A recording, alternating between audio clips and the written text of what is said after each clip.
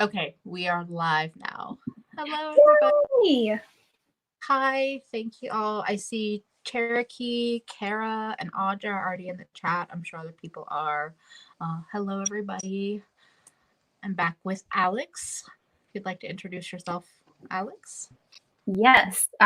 So my name is Alex, and I'm Sincerely Alex here on YouTube, and then on Instagram, my account is Sincerely Alex _ makeup.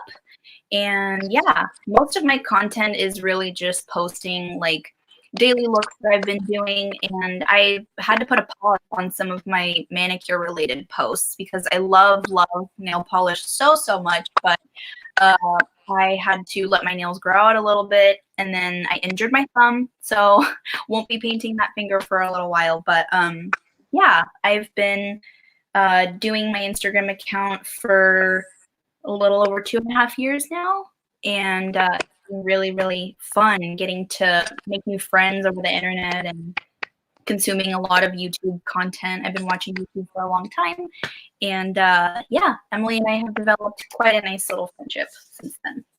Yes, it's been very fun. I feel like you're one of the people that I just like have video chatted so much lately. It's been really nice. Mm-hmm. And I see Feffy is here. Chris is here. Chris is like, I'm late, but here we were late, so you're right on time. Yolanda and Emily inside the makeup drawer. Hi, everybody. Thank you for coming. Alex had the great idea of doing this as a live stream, picking out if we could only keep 10 palettes as a live stream. And I love that because sometimes editing sucks. So it's nice to do a live stream that has a focus. It would have been a video that I would have made eventually. Oh, more people are coming in. Mindy and Barry and Chris, who's 805 Bird, and Stinky Eggs. Hello, everybody. Hello. Okay. This is exciting. Yeah, I hope everybody's been like doing well. I feel like, life is what it is, and it's nice to be able to hang out with people right now. Yeah. I don't know. I feel like yeah, that's just been kind of it. I've been excited to see everyone's live streams. And my chat, as always, is somewhere weird, so I'm looking down a lot, but thank you, Mindy. Mindy said my eyes look awesome. I'm wearing a palette that I'm going to talk about today. So that's fun. So for this, do we want to just like go back and forth and each talk about kind of one by one? Yeah, sure. That sounds great.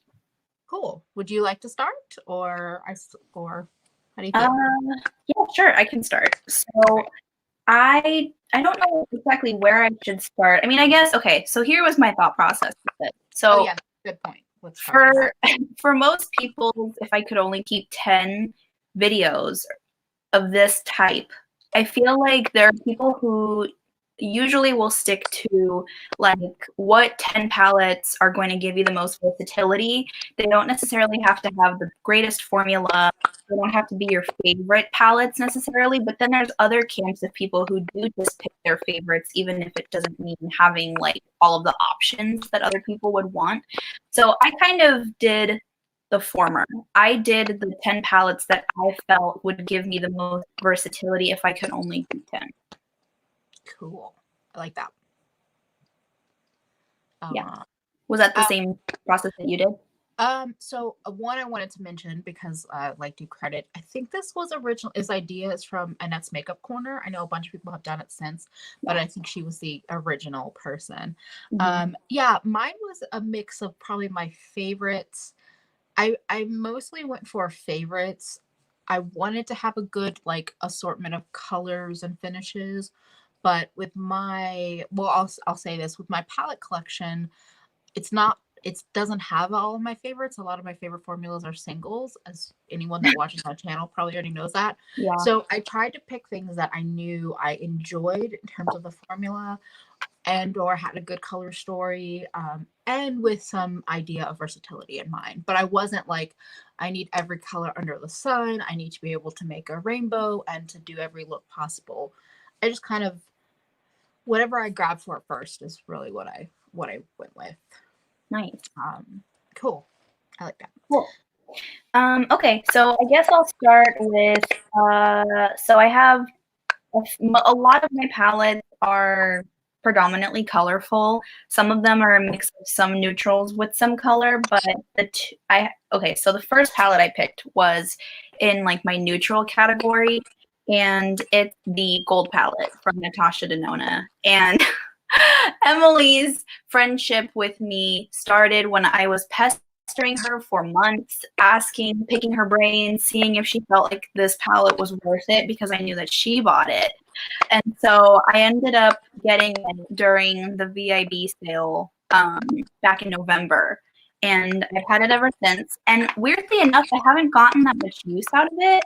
As well, I take that back. I've gotten use out of it, but not as much as I thought I would. Like, I saw Amy Love's makeup video, and for her, it was kind of like something that she could use and go to do simple looks every single day. And I think that's what I thought this was going to be for me too.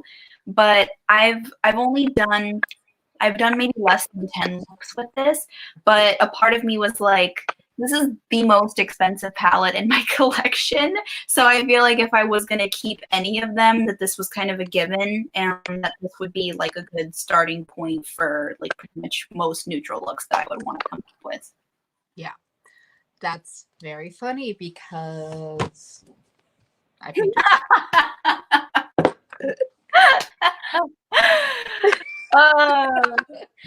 because it is okay. One, Juliet, hi. People that came in, hello. Juliet was like, I'm kind of on time. You're right on time. And oh wait, Mindy just asked Alex, what highlighter do you have on?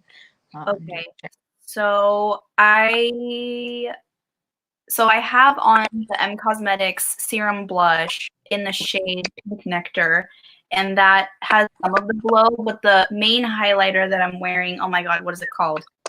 The Super Shock highlighter from ColourPop. It's the pink one that came in the duo for Valentine's Day.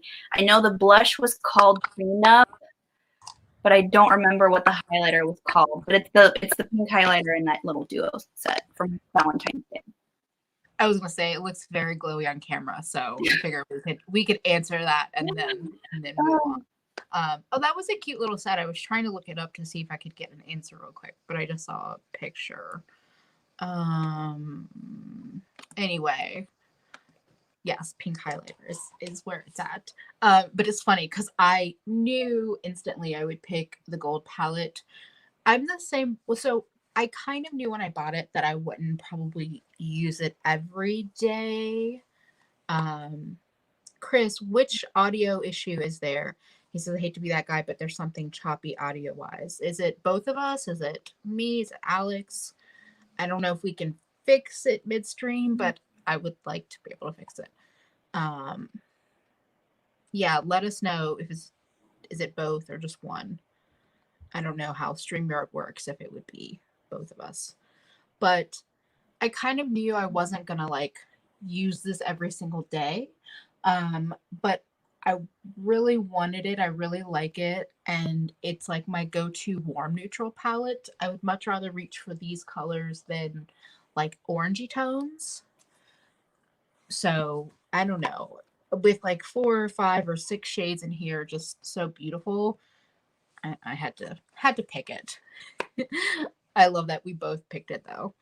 Ironically enough, I found the name of the highlighter. The highlighter is called Forget Me Not. I love pink. Yes. I can't tell exactly who's choppy. Okay. Someone said it was on my end. Okay. It's popping when Alex talks. Maybe I can put on my headphones instead of just using the computer mic. Sorry, slight technical difficulty. I need to actually I say this, I feel like every stream, I need to get like a pair of like gamer headphones with a microphone, but I haven't done that. Oh yeah. I also have a headset from work. So if these types of earbuds and microphone, if it's still not working, I could get the more official secretary looking headset and see if that works better. Okay, so I guess I'll move on to my next palette. So the gold palette for me was going to be kind of more of like my basic, maybe slightly warm leaning neutrals, but not really. I don't think that the shades in the gold palette are particularly warm, even though you do have that like matte mustardy shade. So for my more cool toned option, I decided to pick the Sultry palette from ABH. And fun fact, I actually follow an Instagram account. Oh my God, what is her name? I think her name is Pan with Ida Marielle. And she did a little highlight on her Instagram where she taught people how to depot these. They're actually really easy. So I rearranged mine, and basically what the trick is you take a dropper with isopropyl alcohol, you drop it into the edges of the pan, and the glue in this is pretty easy to loosen up. And so I was able to rearrange it. And so I like this so much better. It's so much more aesthetically pleasing to me than it was before. So I think I haven't gotten as much use out of this one either, but I think it's because this was during a time. I bought this palette and the Milani Soft and Sultry palette around the same time when cool tones were kind of starting to make more of an impact with new releases and stuff. And I had never been much into like taupes or grays or these types of cooler tone shades. So I still have yet to really get comfortable with using them. This also feels like a very fall and winter time palette, but if I could only keep 10, I would want something like this around. It's funny with how you rearranged it. The coral feels much less like of a weird random choice. Like story. Like it feels like it's just like kind of works in that gradient. Mm-hmm. Huh. Also, audio seems a little bit. It does seem better. I was still hearing a little static, but I think it's better for now. And oh wait, there was a comment earlier from Miss Davis about pastels. We'll talk if you don't mind, I want to leave it towards the end just so we'll get through our main like stuff, and then I'll remember questions for later because I know we can talk pastels for. I can talk. Oh yeah. Oh, and thank you for commenting on my curated shadow collection. Thank you. I guess I'll talk about, since we're talking about kind of nudes and things we haven't used much. So I picked the Huda New Nude palette. Now I got it a couple of months ago from a friend who was doing a declutter, and this is it inside. I actually am thinking about doing what you were talking about, rearranging it. Mm-hmm. Now I don't like the pressed glitters, and I think the cream shade is dumb, the base shade. But if I was going to reach for like pinky tone, so I really like pinky tone nudes and mauve tones, and I feel like this is kind of a good base for it. And the shimmers in here are actually pretty nice. They look really good on camera. Yeah, right. They're very shiny. So I guess these are my two like I could use this paired with bright colors, or I could use it, on its own. And I feel like it's dimensional enough that it's worth it. It's a little kind of mid-tony with the 4 shades that kind of look the same on camera, in my opinion. But I don't know. This was my first Huda palette, and I don't dislike any of except for the glitter, as I said, and the creams. I don't dislike any of these formulas. Mm-hmm. They don't like blow me away, but I would think about getting more of her stuff, and that was another reason I was like, I think it's a good formula and it's a good assortment. So yeah, and like I said, it's kind of safe but kind of playful. So yeah, that was my second choice. Nice. I actually so full disclosure for anyone who doesn't really who doesn't know my collection as much, I have a lot of ColourPop palettes. I went through a phase where I wasn't really collecting all of them. There are way too many to collect at this point. Unless you're on their PR list, it's pretty hard to own all the palettes that they've come out with. But as far as like some of their older palettes and their monochromatic series, I have I have a few of their 12 pan palettes. Some of them are mine, some of them are in my grandma's collection, but because we live together, I'm able to like share a couple things with her. So like I've gotten her the Sweet Talk palette, and I got her a Yes Please palette after she really liked using mine. Nice. So things like that. So there are a couple of things that are accessible to me, but they're not really in my personal collection. So I actually ended up putting 3 ColourPop palettes in my top 10, which I think is funny because as Emily and I have talked, it's, you know, I know that Emily's not like as much of a fan of ColourPop formula in terms of quality, which I agree with. I feel like I've used so many more quality formulas since delving into other indie brands. But like I said, for the specific purposes of having variety and stuff, that's why I chose what I chose. So I guess I'll go in with my first one. And it's funny because Amanda Makeup Just for Fun just did a video talking about the Good Sport palette. And I love this one so much. As again, you can see that I rearranged it. This isn't what it looks like when you buy it. So I ended up grouping it according to color family. So I have, you know, all the purpley ready tones, these like orangey nudes, this like, it's getting a little washed out, but like the army green shimmer, lime green shimmer, this like khaki gray, and then the yellows. And I love this thing so much. It's my favorite palette. When they brought it back, they announced it sometime at the end of last year. It was like, get it before it's gone. So I already knew that they were probably going to discontinue it because it had been out of stock for a while. So I remember advertising it on my Instagram, like my favorite ColourPop palette is back in stock. So get it while you can. I missed that because I don't own that one, and that's one of the few ColourPop palettes, probably the only ColourPop palette that I'm like, why didn't I buy it? Because it's such a nice mix of colors. And I was like, oh, maybe, I think right before it went out of stock, I was thinking about it, and then I was like, I'm gonna wait for a sale because that's the only time I'll shop on ColourPop. And then like it's gone. Yeah. It's a beautiful color story though. Yeah, no, I love it. I think, well, not only did I put it in here though, because it's my favorite 12 pan palette that they've ever done, and arguably one of the most underrated and most unique color stories that they've ever done. I don't think any color story that they've done that isn't monochromatic has ever really come close to this. I agree. And I specifically picked it also not just because it's my favorite, but also because I really enjoy using these types of like terracotta warm colors in place of your typical neutrals. So like I didn't have anything else really that had like warmer neutrals like this. And I love these 3 together. They're amazing. Yeah. I wanted to quickly say thank you to Kara, who sent over $30 with super chat. Thank you. And I love I like that Chris says a $12 palette gets $12 quality though.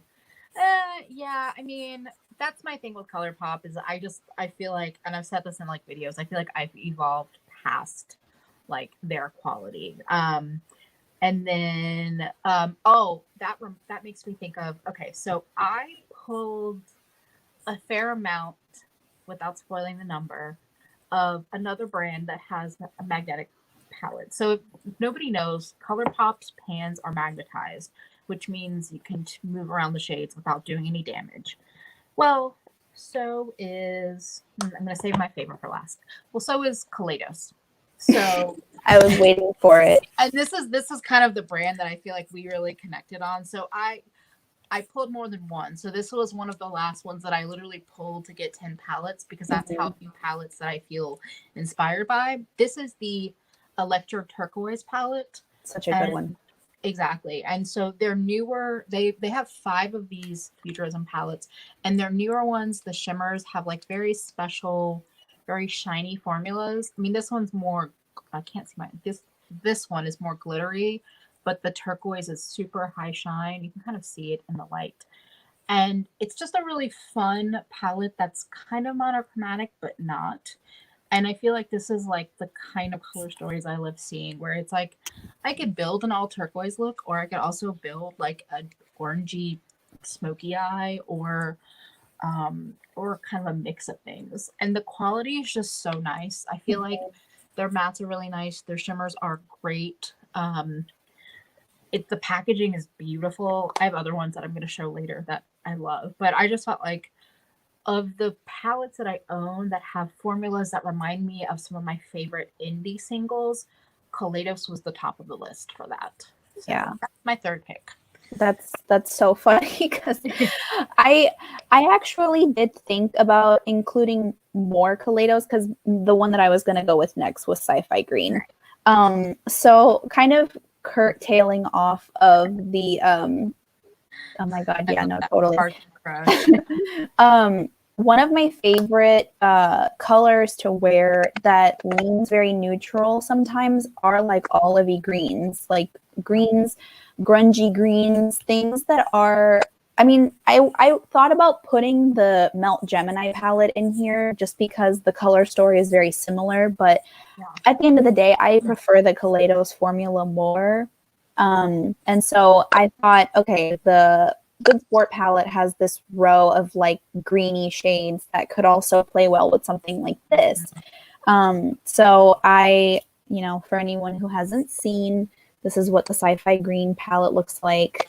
And it's so good. And I love yellow eyeshadow too. Love wearing yellow. So I knew that I needed to have some arrangement of palettes that could get yellow looks out of it. So these two yellows, there are yellows in Good Sport. They're like yellowy golds in the gold palette. So with all of that and my love of greens and grungy, swampy green eyeshadow looks, I'm totally set. That's funny because I did put the Gemini in, which surprised me. But honestly, for those four shades, actually these three shades, because I don't even reach for the darkest one.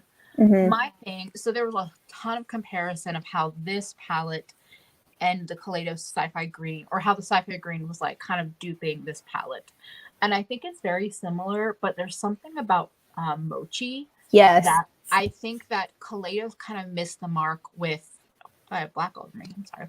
With the two greens and the Sci-Fi Green being so similar. And I know that people didn't like the green shimmer in here, but I actually think it's pretty nice. And I really needed that like swampy, shiny green in my life if I was going to only keep 10 palettes. So while I don't even really reach for this side, I like having this Lorelei color here. And I don't know, I do think it's overrated and overpriced, but this was another decluttered gift that came into my life a couple months back that I feel very lucky for. So like I wouldn't buy this again for $58 if I lost it or something happened to it, but if I was only going to keep 10, I would keep it for those two greens alone. Yeah, I was actually thinking about the Gemini palette the other day. I think that it's kind of like how the Naked palette was very impactful. The Gemini palette, when it came out, was very impactful. I remember it came out right around the time that I started my new job. So this was like summer of 2018. And I remember lusting after it. And I remember I ordered it during the first round of when it launched, and I got it for my best friend for her birthday because she's a Gemini, and she and I bond over kind of like grungy alternative color schemes with palettes, and I hadn't had anything like that in my collection. I think Good Sport hadn't even come out at that time because it came out fall of 2018. So that was a really big deal. And I remember I missed out when they did the first restock, and then I got it on the second restock. So I got it for myself, and I was so excited about it. And it was probably my first experience with using eyeshadows that were very, very pigmented. Like they were very strongly pigmented, and they were they were a little harder to blend out. And I think that's why it was not love at first sight for me, or at least love at first use, because it was definitely love at first sight. But yeah, a part of me like wonders if I would like the reformulated version. I know before La Pocket Change deactivated her YouTube, I know that she had compared the two and said that the formulas were a little bit different. But yeah, I don't know. I've considered it, especially now that their packaging is magnetic. I'm really attracted to that. So I don't know. This is the this must be the reformulated one because this is magnetized. Mm-hmm. And so like if somebody said, hey, could I have the bottom neutral half? I'd be like, sure, I'm just taking the greens out.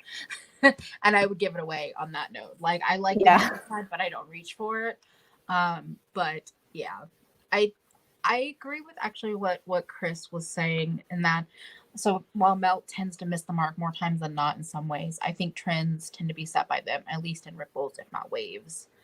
I think that in a way, both aesthetically and the way that the community has reacted, they really remind me of Kat Von D when she like kind of launched her line. Because I feel like there was things that Kat Von D was releasing that I feel like kind of created some waves. I mean, honestly, if you look at the pastel with black or gray palette thing that we've seen from Strobe or Shroud Cosmetics and now Menagerie and the Tokyo Nomad Tokyo palette, that was pastel goth when it started.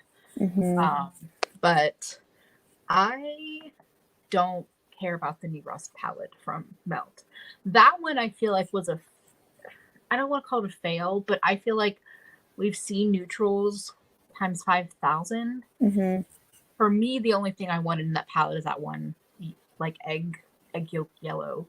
That one was really pretty. But I know you were looking at that palette. I was, yeah. I did have it on my wish list for a little while, and then I was looking. Whose video was I watching? I feel like it might have been Alicia Kinky Sweat's video about it. Oh man, someone was talking about how they missed the opportunity. No, it was oh my god, what was her name? The Annette's Makeup Corner just collaborated with her on if they could only like if they could change one thing about certain palettes. I totally forgot what her name was, but she made a really good point in her video talking about how the Rust palette missed out on having like a metallic rusty shade. That's because it has more shimmers in there than matte. I watched Alicia's video, and I think I watched Raw Beauty Christie use it. But yeah, I think Rust is about 4 years too late. And I also kind of, just to have a veer off on like how I think of Melt, is that I think I agree with Fefi that I think they peaked at a more Eterno. Yeah. And I think there's something okay, I wasn't an old Melt customer, but it almost feels a little disrespectful to me to release palettes that are half of an old stack. I would rather see them release a Rust palette that has all reimagined shades, because the older customers that have their stacks, just like what they did with Radioactive, using the old Radioactive shades. It's like, I get that you're veering away from the stacks because I don't think they're Sephora accessible, in my opinion. They're not what you see in Sephora, so people are not going to go towards them. But to use the same colors, it just feels like you don't really care about the customers that spent money to kind of get you where you're at now. So yeah. Oh, I found her channel. Her name is Rayanne. Her video was really, really good. I'll have to look her up because I don't think I saw the like Annette side of that. Yeah. Well, speaking of yellow that I love, this is kind of it's not a cheat. It's not. I don't call it. So I picked the Colored Rain Vivid Pigments palette. So when I bought this, it was a collection of singles, and then you could buy this empty palette to fill it up or to put the singles in. They have now re-released it as an all-vegan palette. And so basically, and I'm missing some shades because like a year ago, I had a singles drop, and a lot of the darker shades, when they broke, they couldn't be repressed. So I'm missing a dark green, a really dark blue, and the red that would go up here. But I arranged it like they show the palette on their site. This yellow, Lemon Drop, is the absolute best matte yellow in my collection. Mm-hmm. It's really bright, but it can also be sheared out. I don't know what I'm saying. This green is really nice. I'm not drawn to like all matte palettes by any means, but if I didn't have these shadows in my collection, I would be extremely sad. I almost included the ColourPop purple 9-pan palette, but then I realized like I have so many beautiful purples from this palette. So for an all matte situation, I love these. And because they're singles, I kind of love them even more because I pulled them in with other things. But I just think this formula is amazing and extremely, extremely pigmented. Yeah. Yeah. I still have, what was I going to say? Oh my God, those are so nice. Right? And I like that they included this like pinky purple along with a real pink and a bunch of purples. Yeah. Yeah, it's so funny. We're totally just like bouncing off of each other because you mentioned the purple palette and I have it in my stack of Oh my gosh. Okay, so this is the second ColourPop palette that I have on my list. And to be completely honest, this is not one of my favorite ColourPop palettes. I mostly just picked it because I didn't have, like, none of the other palettes that I picked had a selection of like shimmery purples. And so that's why I decided to go with that. And I figured whatever this palette lacks in matte purples, because it does, there isn't like a true matte purple in this palette. The purples in the Good Sport palette would be able to supplement it. So I picked this kind of more out of like, yeah, it isn't really my favorite, but if I want like as much variety as I can, that this would be a good one to have. It's probably my favorite ColourPop palette, I think. Yeah. Also, there's been so many fun comments. So this is Fefi wants that palette out. Yeah, Fefi also just commented that it's her favorite. That I'm assuming she means it's my pleasure. Yes. Oh. Yeah. For some reason, I mean, I think it's a decent palette, but when I first got it, so many people were commenting on how the shimmers were fantastic and nothing else was really like it, and that it was like their favorite palette that ColourPop had released up until that point. But those shimmers don't work that well for me, and I don't know what it is. I don't know if like maybe I got a dud from a batch that wasn't the greatest, because anytime I've used it, the shimmers feel very dimethicone crumbly, and even though they might have a lot of shine and a lot of impact, even when I use a glitter glue, it just kind of sits weird on top. So that's why it's not really my preferred purple shimmer formula. I'm not gonna blame the batch on that. I feel like it got a lot of like hype because it was one of the first one where they actually included a couple of like duochrome shimmers. They included shimmers that are interesting, but I don't think the formulas of the shimmers were great. Because I know mine, I think Earth Shine is very flaky. Another one of mine is very dimethicone and like almost has hard pan. So they're like different. They're very different and they don't really perform the same. Yeah, but NYX as says, I would not deal for not for our Lord and Savior NYX glitter primer. I agree with Seriously. When I actually got it, it thankfully, I know a lot of people had some of their shadows in this palette arrive shattered because they are so soft. And thankfully, okay, I have to just go off on a tangent really quick. They when I got the Ooh La La palette, I got the Ooh La La palette and I got this palette for my grandma originally. But she ended up having a sensitivity to some of the pigments that they had in the Ooh La La palette, and I think this one as well. So they just found their way into my collection. The shimmery shade in the Ooh La La palette, the duochrome sheer pinky topper color, it ends up like kind of shrinking away from the pan over time, and I had to like keep squishing it down because it wanted to crumble out everywhere. And so the same thing happened with the shade Mr. Sandman in my palette. And so it kind of just crumbled everywhere. It got on my carpet. It was a mess. And I'm like, what do I do? Because the color was very pretty, but I didn't know if it was worth it to order the whole palette. lo and behold, it happens to be available as a single. So I was able to pop out the little pan, cookie cutter into the big pan, and pop it out, and it worked.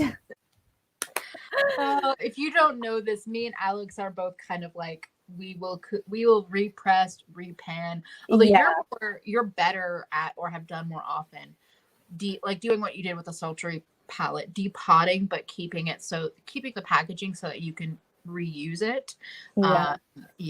Also, welcome, Deborah. You did not miss you. We're about halfway through our stack, so you're right on time. Don't worry about it. Okay, so I'm going to mention, speaking of a palette that has a crumbly shade, although I understand why. This is the newest palette in my collection, but I kind of knew instantly that. So this is the Midas Cosmetics and palette. So this is like such a beautiful pink palette with like neutrals and a little purple. So this color up here, Lino, came broken, so I just kind of smushed it back in there, but it is a very like flaky, drier formula. I might have to repress it with a little alcohol down the road, but it's behaving today. And this color Nutty over here, if you've been looking for like I feel like one of the colors in the ColourPop purple palette is like this, like a duochrome pale purple, like purpley bluey kind of color. This is beautiful. And then there are shimmery pinks, and the neutrals are nice. This is my first ever Midas palette, and their mattes are beautiful, extremely pigmented. So this is like some of the colors in there. So pretty. Yeah, very vibrant. The shimmers are really nice. Some of them I don't love, but some of them are great. And I would want this because of the assortment of colors and the formula. And I feel like this is one of the few palettes, kind of like how I talked about Colatos, where some of these shadows are like this one in particular, I keep referencing, Nutty, reminds me of a color I have from Cleona, a color I have from Beauty Escapes Cosmetics, like so many of the singles that I have in similar colors. I know it's super hyped and it was like hard to get your hands on, but I would try more Midas formula just from trying this palette. Really pretty. That's such a beautiful palette. I would definitely want it at some point. I think that the Smoky Glow palette and then the Green Tea Macchiato quad from the Coffee collection, it's so cute. Yes. And I want it so bad. And that's another thing. I remember I asked a while ago when that collection first came out, I asked on the Midas Instagram if the pans were magnetized. Unfortunately, they were glued. So I don't know. I mean, but it seems like a really good price for the quality that you're getting. Yeah, definitely. I know it's cheesy to say this, but I'm like, always use a code, but I think the quality is good. And actually, I liked what Midas said. Hello, welcome back, Audra. And that High Times palette looks cute. It's not quite the green color story I want, but it looks cute. The one thing I really liked hearing Hannah talked about it, and I think one of her more recent videos, because they kept having issues with my two favorite shades breaking, they actually ordered them in singles. So if you have breakage, they'll send you a single to be able to fix it. So I don't know. I just thought that was kind of cool. And I hope that maybe means they'll get into singles, because that would be cool. I would get some of their yellows because their lemonade palette has called my name. Yeah. And so it has that little green tea macchiato quad. I was like, I don't need it. I have my gold palette. Yeah. My favorite quad in the gold palette is why I want the macchiato palette, because I love those colors. I don't need it, but this one, if you like pinks and reds and neutrals and some purple, I think it's a really nice formula, and I would be happy to buy it again. So speaking of the green tea macchiato palette, and my depotting and repanning phenomenon, the first palette that I thought of when I put together my list had to be my Juvia's Place Tribe palette. It's so good. It's so good. I cannot get over it. This is a Divina This is my Divina empty palette that I got when they opened up shop at the beginning of April. And I depotted my palette, for anyone who doesn't know. I depotted my palette a while ago, and I instantly regretted it because at the time, you know, I have my empty ColourPop palettes, and the Juvia's Place pans are very, very big. So they were in a completely separate palette. I couldn't intermingle them with any of my other colors. And then Faces by Gina, our Lord and Savior, Faces by Gina, showed on her Instagram how she repans palettes into having the shadows fit into these 26 millimeter round pans. And so I did that with so many eyeshadows, and I'm really happy I did that with my Juvia's Place one, especially because I missed it. This was the last palette I bought in 2018. It was my palette of December. And I got it, I received it in the mail when I was recovering from my surgery, my sinus surgery. Mm-hmm. And it was such a beautiful thing to get in the mail for, like, I think they were having a sale on it, and I got it for a little bit of a discount. I think I might have used Angelica's code or something like that. But it was such a nice little thing to just have and look forward to and swatch and gawk at because it was so pretty. And yeah. I love green eyeshadow. I love these kinds of like warmer tones. These could totally pair well with those warmer terracotta shades that I have in the Good Sport palette. And honestly, like I was really happy that there was enough pigment in here that I could duplicate. I had enough pigment that I could fill 2 pans of every color. And I ended up giving it to my best friend because she's always admired the color store, but she doesn't wear these like more neon colors down here. But this like little 6-pan area is totally her jam.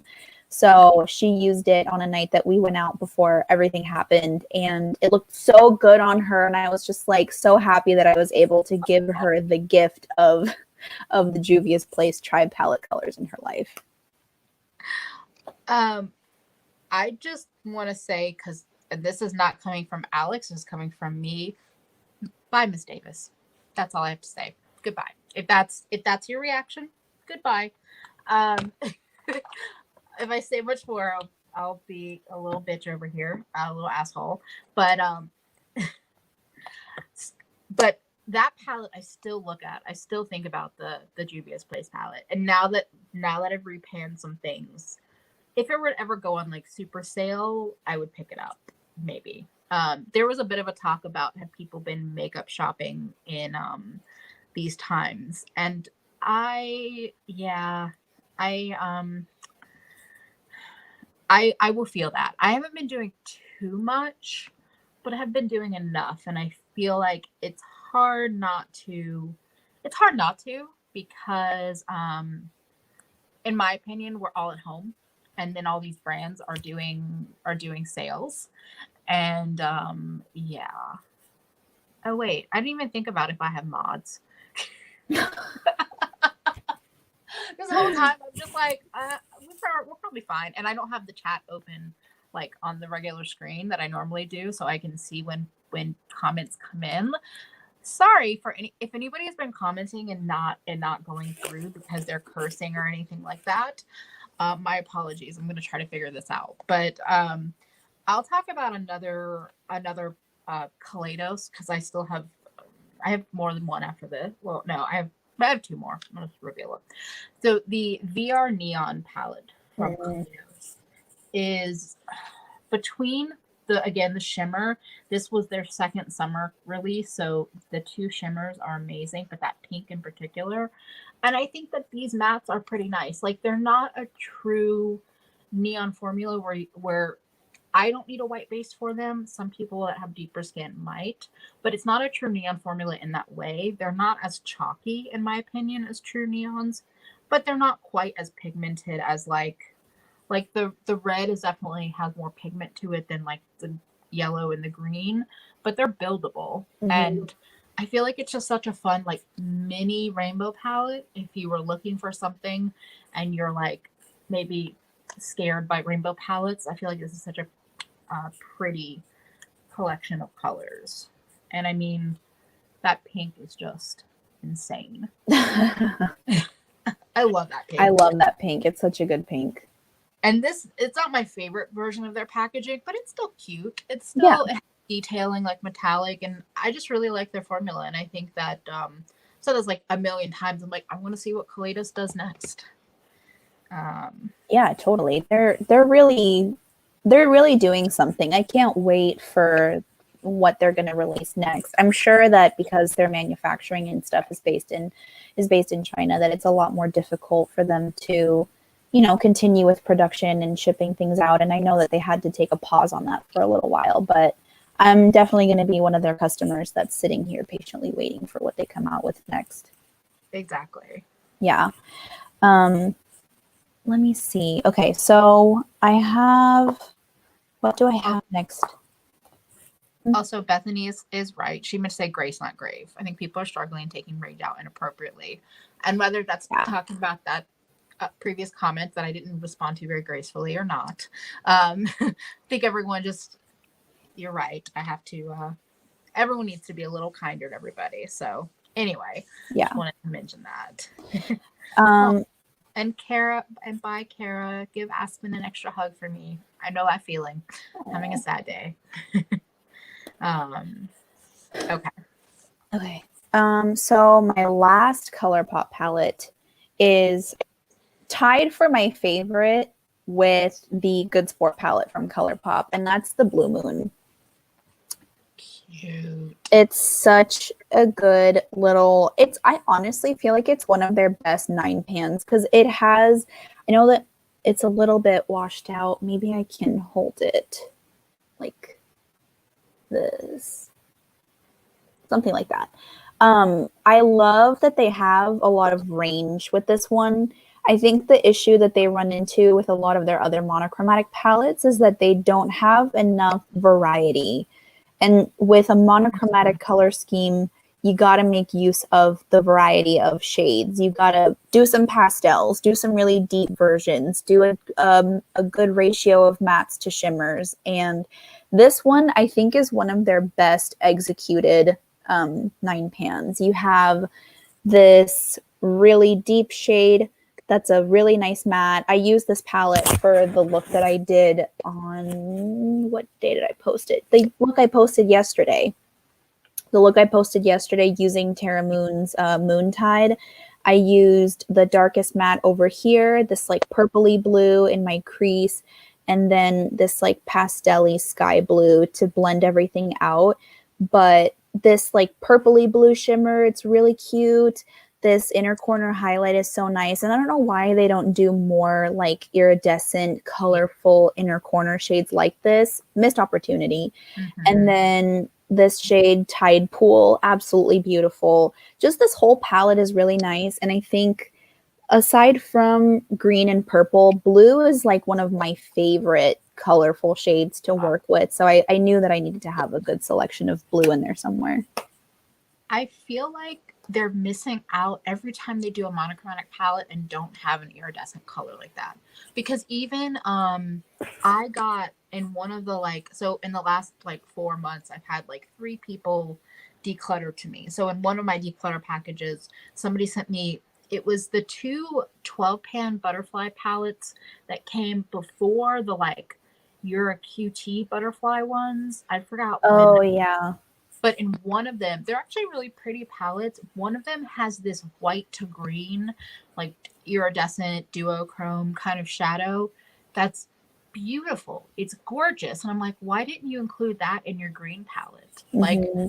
The green palette, I want them to do even though I don't like ColourPop shadows that much, I would love for them to do another 9-pan green that's olive-y colors. Because I thought the Mary Jane color in the green palette was so pretty, but the rest were too blue toned. Yes, exactly. Yeah. I feel like with Just My Luck, I wanted to love it more than I did. And I think, and me and you have talked about this too, me as a lover of green eyeshadow, there's a huge difference between the tones of greens. It looks a little bit awkward. I actually have my Just My Luck palette rearranged where all of the blue tone greens are in the top 2 rows, and then the bottom row has Mary Jane, and then whatever the like olivey matte is, and then the other more yellow tone green. Mm-hmm. And then I felt like with Mint to Be, again, you're leaning into very blue, seafoamy green type territory. They actually had a, I think it was the Mama Odie shade in the Midnight Masquerade palette that they came out with. That reminded me a lot of the iridescent greeny champagne in the Tribe palette. Yeah. And I thought it was a beautiful color. And I'm like, why don't you have a shade like this in a more yellow toned green monochromatic palette? Yeah. If they did like a yellowy toned green monochromatic, even letting that iridescent color be kind of yellow white or green yellow white, I would buy that, even though I don't love their formula, because I would want to see how they do it. I'm trying to see what I want to pick next. I'm going to pick one that I know you feel not as great about, but I already knew it. Okay, packaging alone, I would rebuy, although I don't know if it's available anymore. But this color story is so pretty to me. Speaking of purples, green, that Bonnie color, I still can't find, at least in my collection, a dupe of it. Yeah. Now, this is an example of picking a palette where I know the formula is not my favorite, but I love the colors and I love the mix of colors and textures, and I feel like I would want it again if something were to happen to my collection. Yeah. Again, it's kind of like the gold palette of like, I don't reach for it as often as I thought I would. Definitely not as expensive as a gold palette, but I just love it. And of course I'm a sucker because of the packaging and everything else. Yeah. I mean, for anyone who didn't know, what Emily was referring to was that I ended up returning my Moonspell palette to Sephora back in February. And I bought it in January, and I bought it and I loved the color story so much.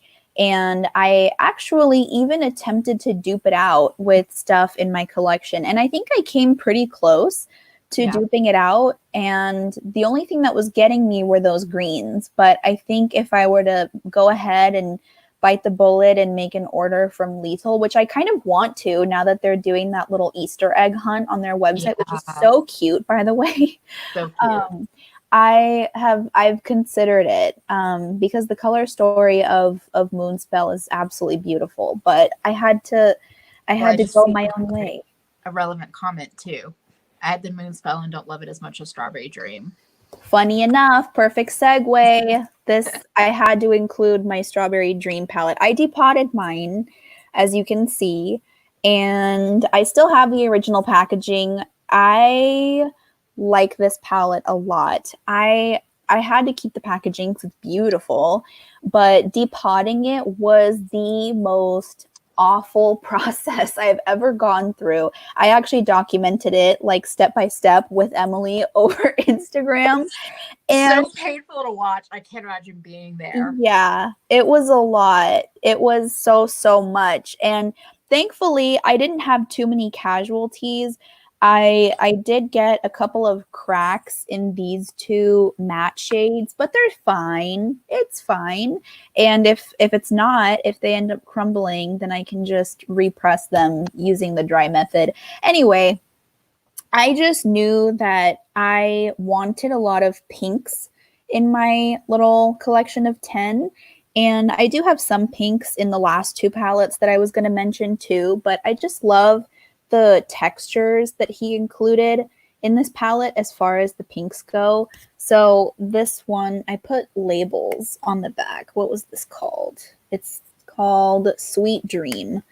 It's such a nice, like, dusty, pinky shade. It's not like over the top glittery, but it's such a nice like veil of like rosy pink shimmer all over the lid.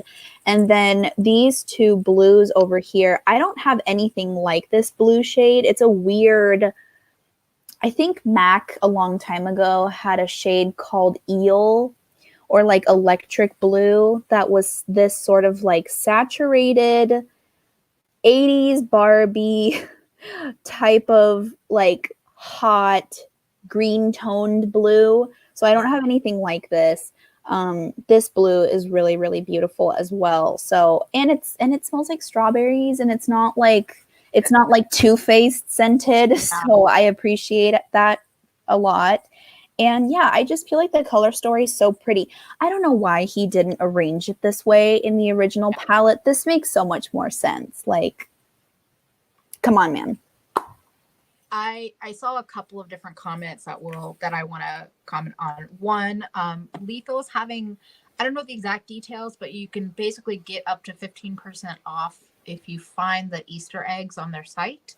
Yeah. For this weekend. And Lethal Cosmetics matte formulas are my personal favorite of my entire collection. Two, Chris mentioned that this was an older comment. I want to look like Robert Welsh through his palette collection at my face. Spooky yet refined. And yeah, I agree with that. And then the big question, well, actually, I see a couple of questions. One was Bethany asked, what is the point of depotting? And then Cherokee asked, do I have a Z-potter? Which is basically, if I remember right, is basically like a big heating pad, more or less, that you could put palettes on that'll loosen up the glue to depot. It's what got Z Palette in trouble on the internet. Oh, I remember that. The one where people were like, isn't that just a hot plate? And then she went off on customers. Yeah. But so do you want to talk about why you depot, or I can talk about it if you want to think about it? Yeah. I guess I will just say that for me, Georgia is really the reason why I got mostly into depotting. Before Georgia took down her videos, she had one where, and Emily and I were talking about this the other day, where she depotted when she still had the Kat Von D Saint and Sinner palette, where she depotted it and she did all one side color and all one side neutrals. And I'm like mind blown. It was such a cohesive color story and it looked really, really cool. And so that's kind of the main reason why I got into depotting. I think the first time, like the first big undertaking that I had was in my early days of my Instagram account. I had the NYX Love You So Mochi palette, the colorful one, and I hated the color story on it so much. But what I've learned in my couple of years of depotting is that it's a lot harder to depot palettes that have pans glued into a plastic palette. I used a razor blade, which was very dangerous, to depot the Love You So Mochi palette. And I didn't even end up keeping it because I didn't even care for the formula. I thought that it was going to be like a palette full of Super Shock shadows, but it was definitely not that at all. And so I don't know. I think I've gotten a little bit better about trying to gauge which method is going to work best for what palette. And most of the time I'll do it for palettes that I either am really bothered by the way that the color story is arranged. So the Strawberry Dream palette was one of them. Sometimes I'll try to usually preserve the cardboard packaging as much as possible, which I was miraculously able to put together. I actually have it right here. I was able to put together my Strawberry Dream palette, and I tried to glue magnets on the back, but unfortunately the pans from the palette are not that magnetic. So if I do try to put them back in here, the magnets don't hold them very well. So it was just easier to put them in a palette whose whole backing is magnetic than using these little kitchen magnets in here. But I just like being able to rearrange them in a way that makes the most sense to me. And ever since buying more empty magnetic palettes and kind of stepping away from buying as much makeup during this time, it's been really fun and therapeutic to put together color stories that inspire me, kind of like what we did with the Too Faced Papaya palette. Emily and I both, unknowingly that the other person was doing it. That was the funny part, was we talked about it and then we both happened to make 9-pan palettes that were inspired by this Too Faced palette. And I was only able to do that because I've depotted and repanned and my makeup's gotten to this point where I'm able to do that. I think for me, um, I don't want to share that. For me, I started depotting. Well, I think I started way back. I think the first thing I ever depotted was the old packaged Wet and Wild Comfort Zone palette when they had the and but I think for me, I really got into it with Juvia's Place because I had bought 3 or 4 of their palettes, and this was when they were only selling the ones in the really big pans. And I really loved some of the formulas, but I didn't love some of the color stories. And I think I had picked up some singles from like Coastal Scents and maybe Looksy. And so I was like, I want to play. I have all these like shadows, but I didn't find myself like reaching for the palettes because I didn't like all of the colors, or I felt like they were missing colors. So I started depotting, and I'm not as good, or I actually haven't done any palettes where I've kept the packaging, especially when they're cardboard. But rearranging them, pairing them with colors I like more. Sometimes I'll declutter, so I'll depot and only save the ones that I'm most excited by. And then it kind of just like spurred, like I kind of got to know depotting, and then also single eyeshadows and indie brand selling singles that they kind of smashed together in my head. And I just love that whole process of being able to create like different little palettes. Like actually I'm gonna grab the papaya one and another palette that I made.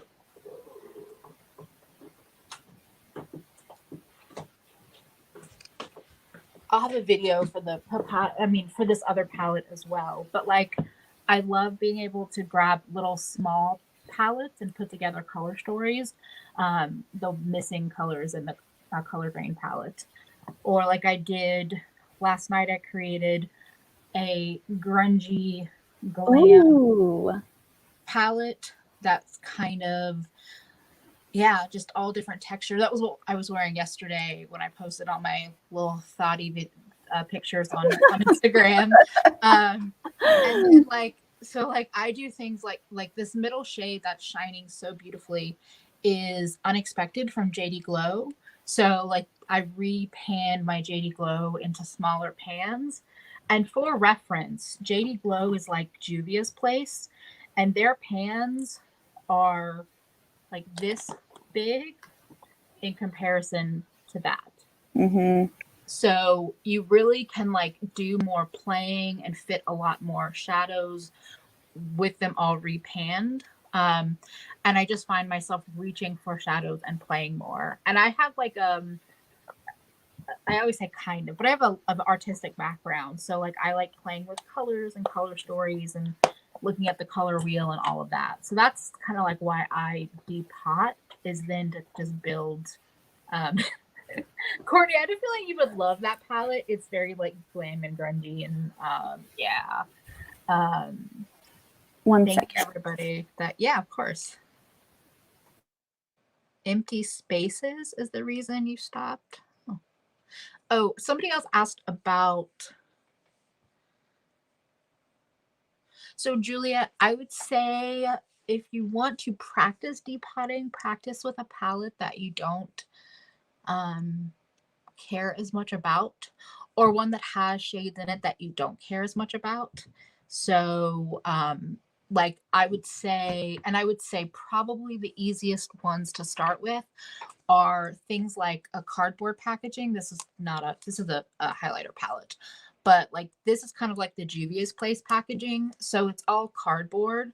And so basically what you can do, this is how I ended up figuring out how to depot Juvia's Place palettes without breaking them, is you remove the paper, like you remove the top layer, and you'll see it's little thin layers of cardboard.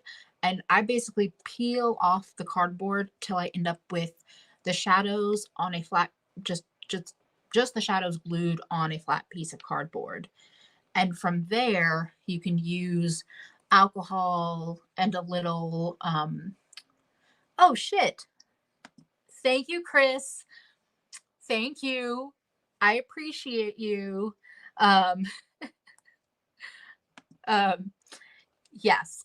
So oh, blushy.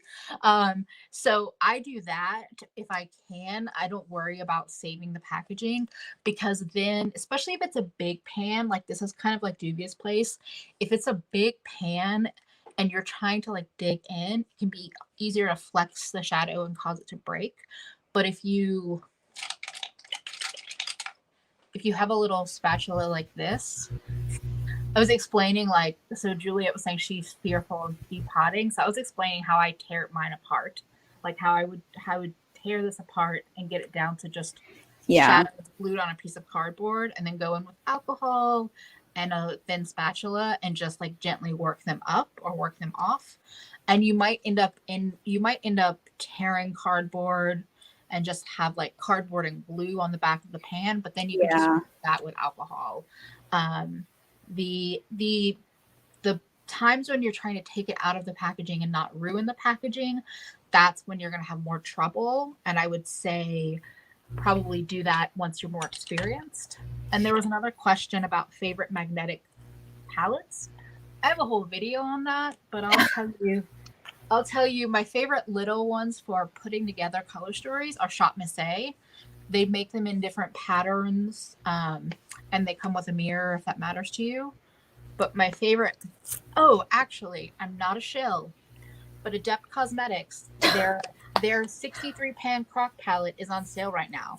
It's 25% off, and I'm gonna try to grab it. Sorry for the awkward angle. It's my favorite storage palette. I just kept all my singles out so that I would have them just in case.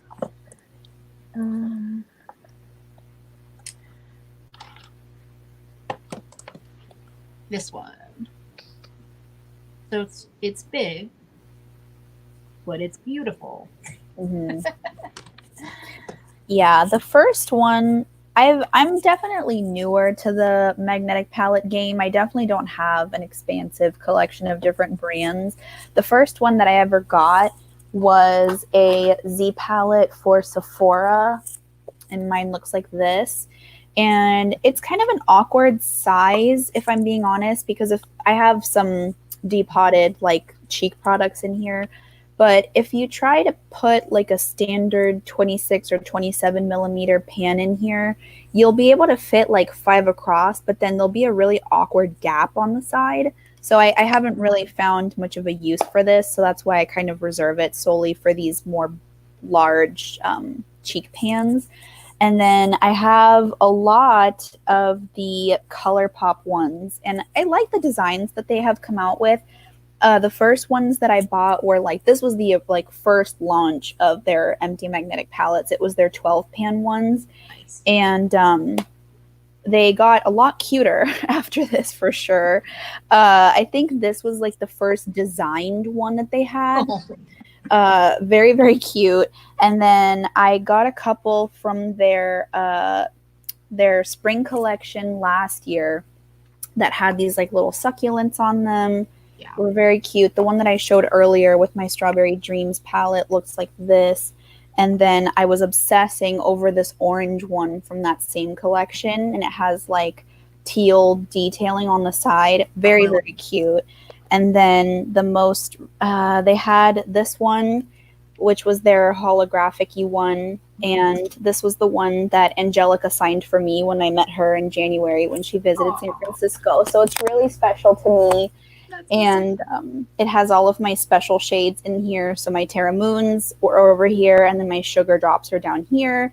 And then I ordered all the different sizes of the Divina ones. And this is the first like individual slotted palette that I bought. And they're very nice if you have shadows that fit in there, obviously. I just have to shout out, it's big but it's beautiful. Same as me. Also, somebody else mentioned they like having a palette they can disinfect. This one is like it's all able to be disinfected, and this is, it's not full, but that's my yellow and green shadow situation. Yeah. I think probably if you're looking for most affordable, I would probably say ColourPop or Shop Missy, or I guess like this pack, this one that I got, I didn't buy it, but I've seen Amazon has them. But I would say probably the sturdiest one is either Adept, or I also have these like big Juvia's Place ones that are cardboard. They're pretty, but they're not my favorite. And then I do have Z Palette from Ulta. They're not bad, but they're definitely overpriced. So I always say look for an Ulta brand sale if you're going to buy some. But they're nice. They hold like 28 shadows. So they're a nice size if you have like, you know, a reasonable size collection, not like mine. I don't know if Chris was commenting on, what did I say? Did I say individual wells? I don't remember what I said.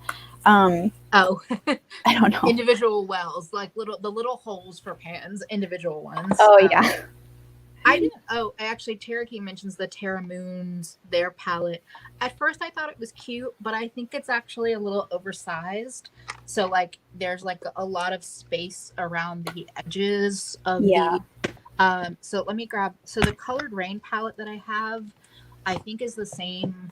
It's also a 16 pan palette, and it is a little bulky. Like there is some space, but theirs it looks like there's even more like edging space. And I already know myself. I know that this size is kind of an awkward like size. So I wouldn't want to have something even bigger.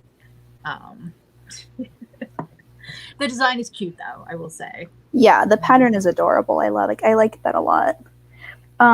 Okay, so I have two more palettes to talk about. So as last depotted palette that I have in my list is the Creepy Cute palette from formerly Strobe, now Shroud. And I realized I haven't been swatching anything because I didn't have any wipes nearby. So if anyone in the chat wants me to swatch anything that I talked about, I got wipes, so we're good to go. This palette is so cute, and I wanted it so that I could use them for obviously pastel looks. Or I've had this for almost a year now. I bought this around my birthday last year. My birthday's at the end of the month.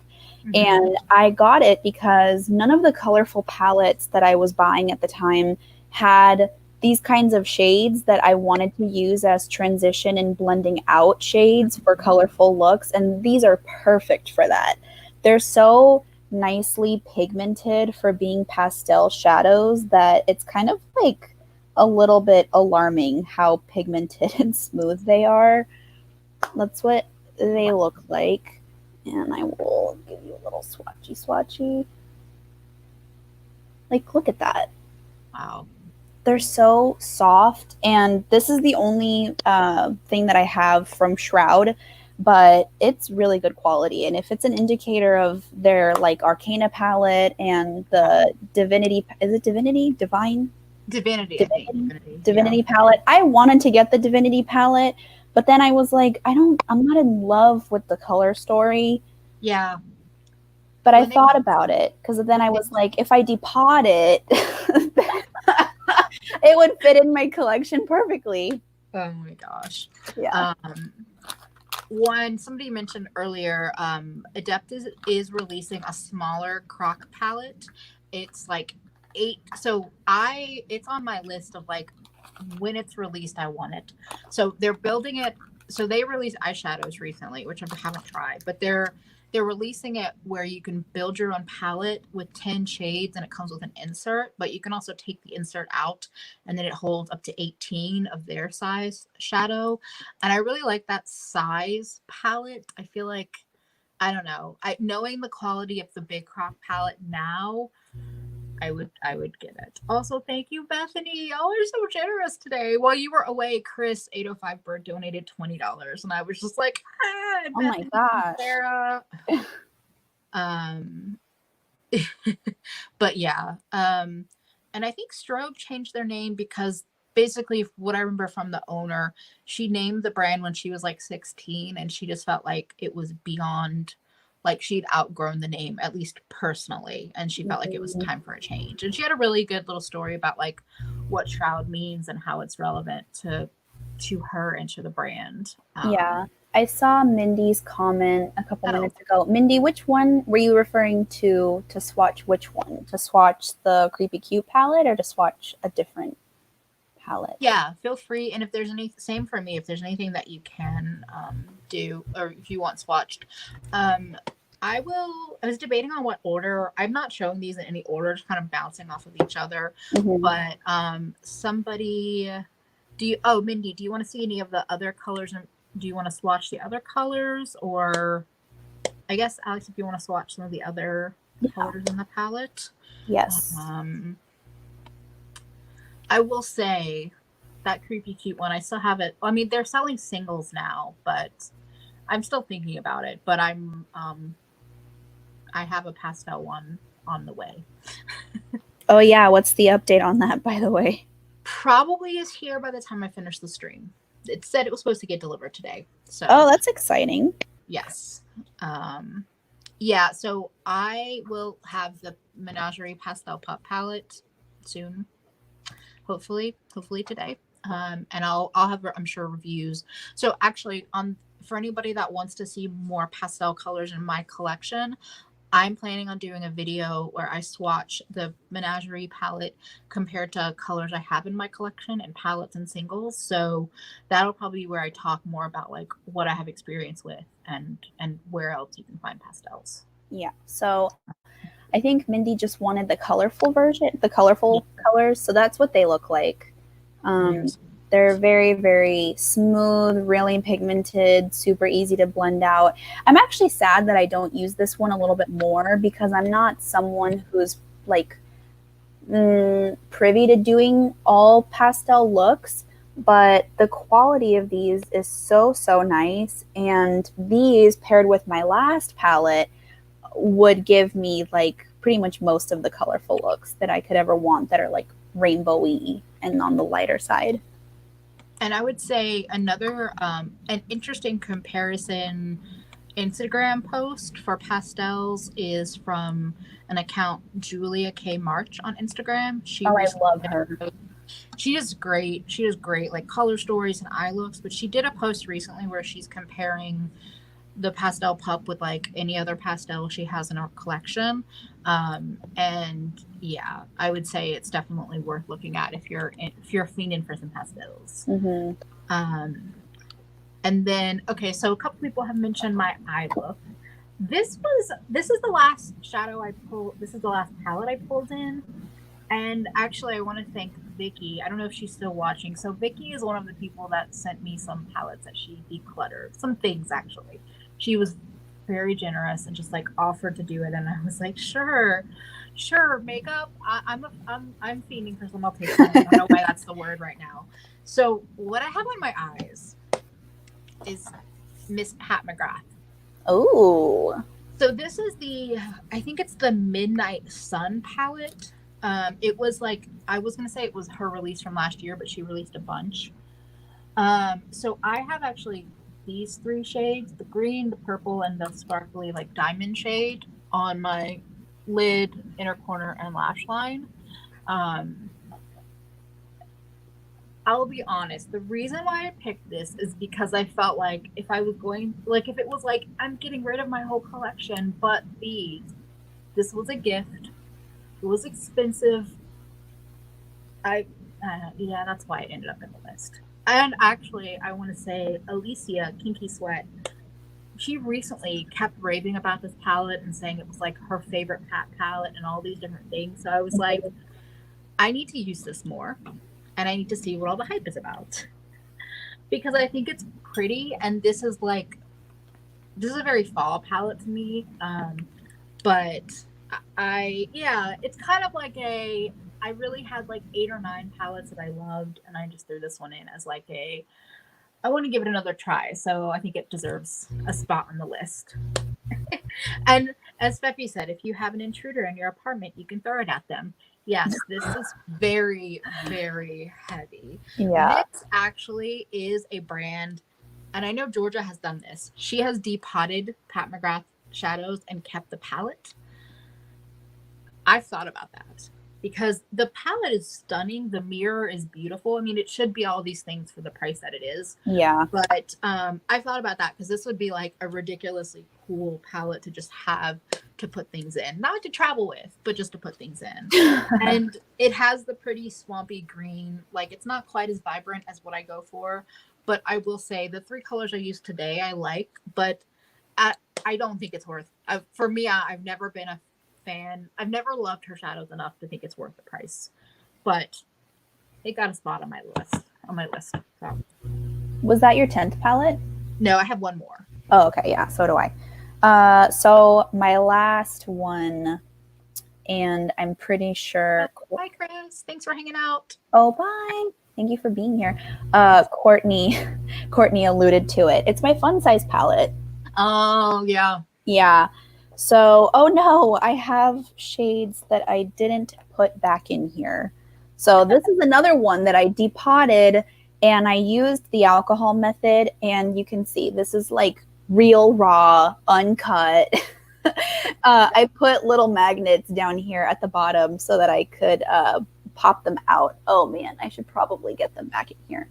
But yeah, the fun size palette, I love it so much. I happened to go into my Ulta, and this was like at the very end of August. I was trying to stick to more of like a beauty budget type situation around that time, and I wanted to follow in Andrea Mattiliano's and Amy Loves Makeup's footsteps of wanting to get only like 1 or 2 palettes a month. And so I decided that I forgot if I had bought other items in August, but it was like I just blacked out. I saw it in Ulta. It was the only one. I opened it up to see if it was untouched, and it wasn't. And I'm like, the stars are aligning. I need to get this. Like, this is really, really cute. And I just did it, and I'm not mad about it. I love this thing so much. I thankfully didn't have. Maybe I can hold it up this way. There you go. You can maybe see the green a little bit better that way. The color selection in this is really nice. I was watching Annette's video about it yesterday, and I agree that I would want to take out one of these 2 pinks because it feels a little redundant, even though the undertones are different. But this palette is so freaking cute, and it's so good, and it pairs really well with the Creepy Cute palette, and I love it. I love it. It's so much. It's so... such a good one. So it's so funny that I don't own that palette because it's a good price. But I agree with Juliet in that once I've had singles, it's so hard when I see a palette where I'm like, why do you have 2 pinks that are so close in color? Yeah. Why do you do that? And I think, and also because I've been less into all matte palettes, so outside of the Colored Rain palette, which is technically singles, like I don't really love all matte palettes, but I also love the packaging. And I kept saying, I was like, if I get a premium like 20% off coupon from Ulta and I have the money, that's going to be what I get. But I just haven't had that all line up. But now that now that I've seen that you depotted it and were able to keep it as a palette, I'm more interested. I have this feeling that depending on my thoughts on my most recent purchase, the Pastel Puff palette, that's either going to like stop my makeup goblin, or it's going to spark it to be even more intense with Pastel. I know it. It's going to be one of those 2 things. It's either going to be like, I'm finally buying the fun size and I'm finally buying the Creepy Cute, or it's going to be like, we're good. Cool. We're great. But I'm hoping it's not. I hope I love it. That's what I'll say. Yeah. But the greeny yellow in that and the like cornflower blue, those are all so pretty. Okay, so my last palette is my 3rd Colatos palette and probably my favorite, and that is Futurism 3, the Cyber Pink palette.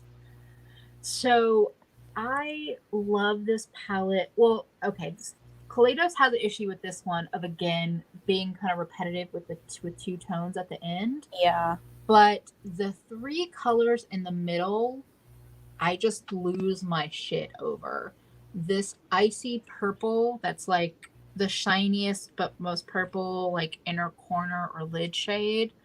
The blue is, well, actually I don't think of it as just a topper, but it definitely is more of a topper, and it has like a purple shift. Mm-hmm. And then this one that's like a deep pink, but it can be like blended out a little lighter.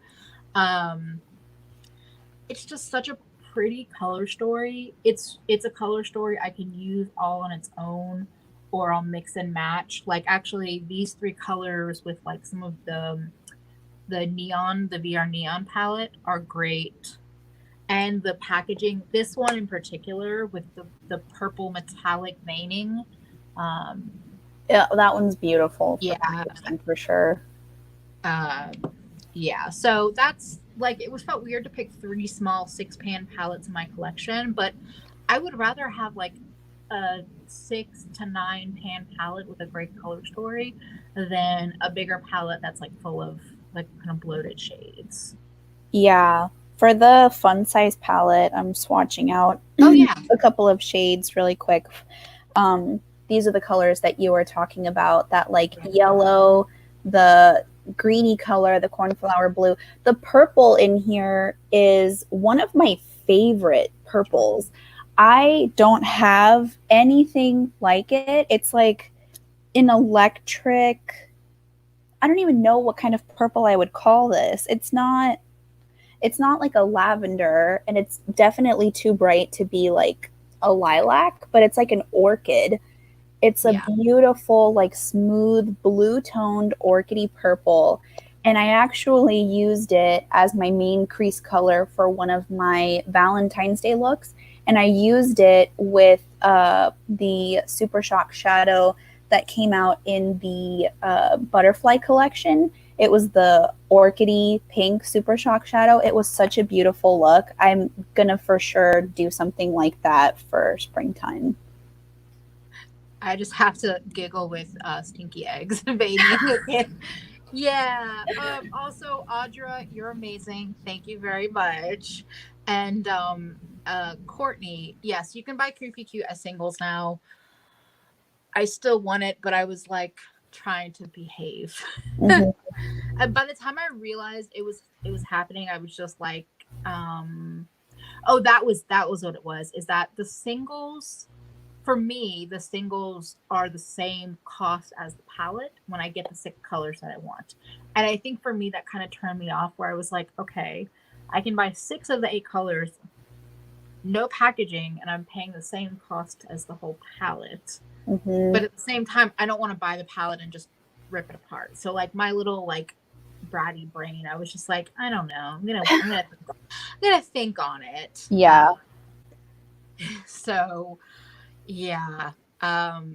But it's surprising that it's not surprising I don't have more pastel-y colors in my palettes, because they tend to be in my singles. So that's like where I can find it. I will say that purple that you just showed reminds me of like why I love this purple, although it's much like more intense.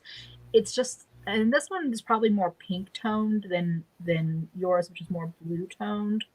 But like if I blend it out, it can go into like a really pinky place, or if I pair it with like a more blue tone purple, it can look more purple. So, yeah.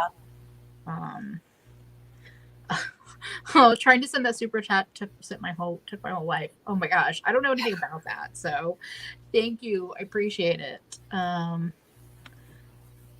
reason my shadow game isn't as strong is some prices look right, and then international shipping. Yeah. Oh yeah. I don't envy. Honestly, I don't envy. There's so many like American indie brands that I want to be like, yeah, everybody should buy from, but I understand that shipping is no joke. Yeah, I actually ended up getting my Creepy Cute palette. They were doing an Easter sale. That's how I got it around this time. Was they were doing an Easter sale, and I used Dupe That's affiliate code to bring it down a little bit more. And I think that's how I was able to get it for a discount, because for sure getting it full price wasn't something I was interested in, even if they do have a really good formula. It just, it's my first time trying a brand. I want to try and save money if and where I can. Yeah. they were doing sales for a really long time on it. I just checked. It's not on sale, but I feel like it's happening. Ashley, I don't know. She asks, is there a difference between Colatos and other Chinese-based brands like Beauty Glaze and King Beauty Queen? I think it's, so to my knowledge, I think that Colatos is like an American Chinese brand. So I think the design work and like the color stories are like American stuff, but it's being produced, like created and produced in China. I think So you're right, yeah. I feel like perhaps I don't know anything about Beauty Glazed or King Beauty, but in terms of comparing them to like private label, private label manufactured in China, I feel like they have more control over creating their formulas and creating different formulas. So I don't know comparatively, but I think that's the difference from my knowledge. And then someone in one of the swatching Reddits was raving about Beauty Glazed. Yeah, I haven't even heard of that name. Yeah, neither have I. Huh. Okay. I'll have to check them out and just see what's going on. Interesting. Do you like their palettes? She says she has their palettes, got them off Amazon. I'd be curious to know. Oh, and Vicky, I agree. PMG isn't wow most of the time. They take a lot of work. Yeah, it's just fine. I say this all the time. They don't blow me away the way that the JD Glow Galaxy shadows do, or some of my other indie brands. But like this formula, I think is what people are like. That's what people rave about in Pat McGrath. Mm-hmm. And every time I swatch them, I'm just like, meh. But they seem like AliExpress makeup, which I think is good. All I know is this doesn't feel like AliExpress packaging. So I'm biased because I love them, but I don't know. I don't know about Beauty Glazed. I think when I was first putting the list together, I actually thought about this a while ago. And I actually tried to put a list together of what 10 palettes I would keep if I could only keep 10. And I feel like my list was very different than what I ended up picking for this live stream. I wonder if I can actually find that one, because I think in my original list, I put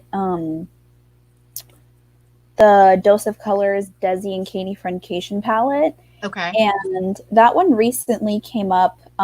Someone that I follow talked about how it's like on sale right now. Like it's really, really discounted.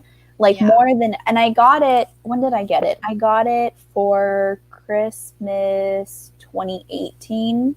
They had it on sale at the time, and my boyfriend got it for me as my birthday gift, my Christmas gift. And I really liked it. I swatched it in store, and I wasn't too crazy about the shimmery formula, even though everyone was going wild over it. I touched it and I was like, this feels dry and it's kind of crumbly, and it doesn't feel like a wet, slick kind of formula that I would otherwise be drawn to. But because I really like Desi and Katie, I ended up buying it and I depotted it. I depotted it, and I think I like it so much better that way because I was able to use Just a Kiss from that palette in duping the Too Faced palette. Oh, nice. Yeah. Yeah, I swatched that one in store when it was on sale soon after it came out, because I remember I ended up picking up the 2 lip glosses because they were both like 50% off. So I was like, it's the same price as the drugstore lip gloss. I want to give it a try. But the dryness of the shimmers, I wasn't convinced. And also like most of the neutrals, I was like, I just really want it for like 4 shimmers. Let me not do that. But I think it's weird.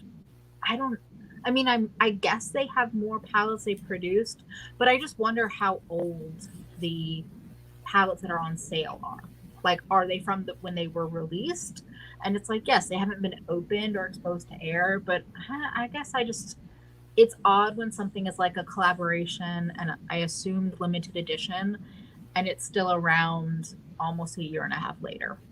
Yeah, they had, I mean, I've been really intrigued to try their all matte palettes, and their all matte palettes, the one that has gotten my attention the most is Marvelous Mauves. Yeah. And that's only because I don't have that many cool toned mauve shadows, but Yeah. as I said with the Sultry palette, I'm not really using that many cool toned shadows anyway, but because it has that like purpley pinky tone to it, I'm really drawn to it. So I thought that I would be getting a matte formula like that, and then a shimmer formula like how they had with The little individual yeah, block party shadows. yeah. And then I think the I Love FYI palette was supposed to be like that too. Oh, yeah. But for whatever reason, I'm like, these mattes don't feel nearly as soft and buttery as the 5 pans do. And these shimmers don't swatch as creamy as I thought they would either. So it kind of was just like a meh palette for me. Yeah. I know Lauren May Beauty had a little bit of a tough time with it too, and she felt kind of bad because it seemed like such a basic and otherwise approachable palette. But for whatever reason, she just wasn't in love with it. And I think for me, the reason I didn't care for it so much was that like Just a Kiss, that champagne shimmer, and then the red shimmer are, you go from a really light shimmer to immediately like a mid to deep tone shimmer.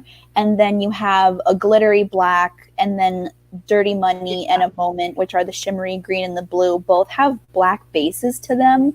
So if you don't have like a really dark eyeshadow to either pair with it or blend it out with, they just look they can look very muddy if you're trying to pair it with like a dark green that maybe is not quite as deep as the base of those shimmers. Yeah, I agree. Also, thank you to our Daily Broad. She donated as well. Y'all, as Courtney said, are making it rain today, and I'm thank you.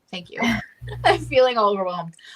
Yeah, Dose of Colors, I felt like, oh, you know what? Actually, the reason why I do really, I'm very much appreciating, where did I put it? Just put things places. It's right here. The reason why I'm actually very excited to have this bougie palette is that this color, I don't know where my fingers are. This color kind of reminds me of the champagne glittery shade in the Dose of Colors palette, but I mean, it's very nice for me. I used it on my inner corners, and this was like one of the colors that in that palette I was like, oh, I would love to have that, and the green and the blue, but the rest I just didn't find that like pretty. And I did feel like there was no mid-tone shimmer, and I like having that like in between. I like having something to like bridge the gap and not just be like deep. Also, the selection of mattes in that palette was trash. Like, you have like a matte beigey shade and then 3 varieties of brown and then 1 matte red. You could have switched out one of the browns and done like a khaki green to pair with the green shimmer, or just done like a gray maybe to pair with the blue. Something could have been done differently with those mattes. Did you have other palettes on your list that you didn't include that you thought you would originally? I mentioned the Melt palette. I thought I would have included it. Part of it was like, do I want to include it because it's an icon? That was my thing, was like, what are these like iconic palettes that I have in my collection that I feel like I would want to keep because they were iconic? But then I was like, no, like if I'm not super crazy about them, that's kind of, I still sort of feel that way about the gold palette because I don't use it as much as I would like to, but it would serve a purpose if I was only keeping 10. The other one I thought to mention was my Vita palette. That's a pretty one. I was like, I could include this because it's part of that iconic collection where Melt probably peaked. But in reality, I thought about this and then I was like, okay, but the shimmers are not that great. I love the mattes in here. And I thought of including it anyway because I didn't have, I don't wear red eyeshadow very often. And I think that's why I went with the Strawberry Dream palette, was because it has a couple of shimmers in there that could work with a matte red. But I thought about like, what would I include if I wanted like a shimmery red or something? The Vita palette, I mean, this color is more of like a like a scarlet. It's not like a real red. But I thought of including this because it's like such a special palette. And then I was like, okay, well, I'm not as familiar with that formula. So then I thought, well, maybe I could choose the VR Neon, just like how you did.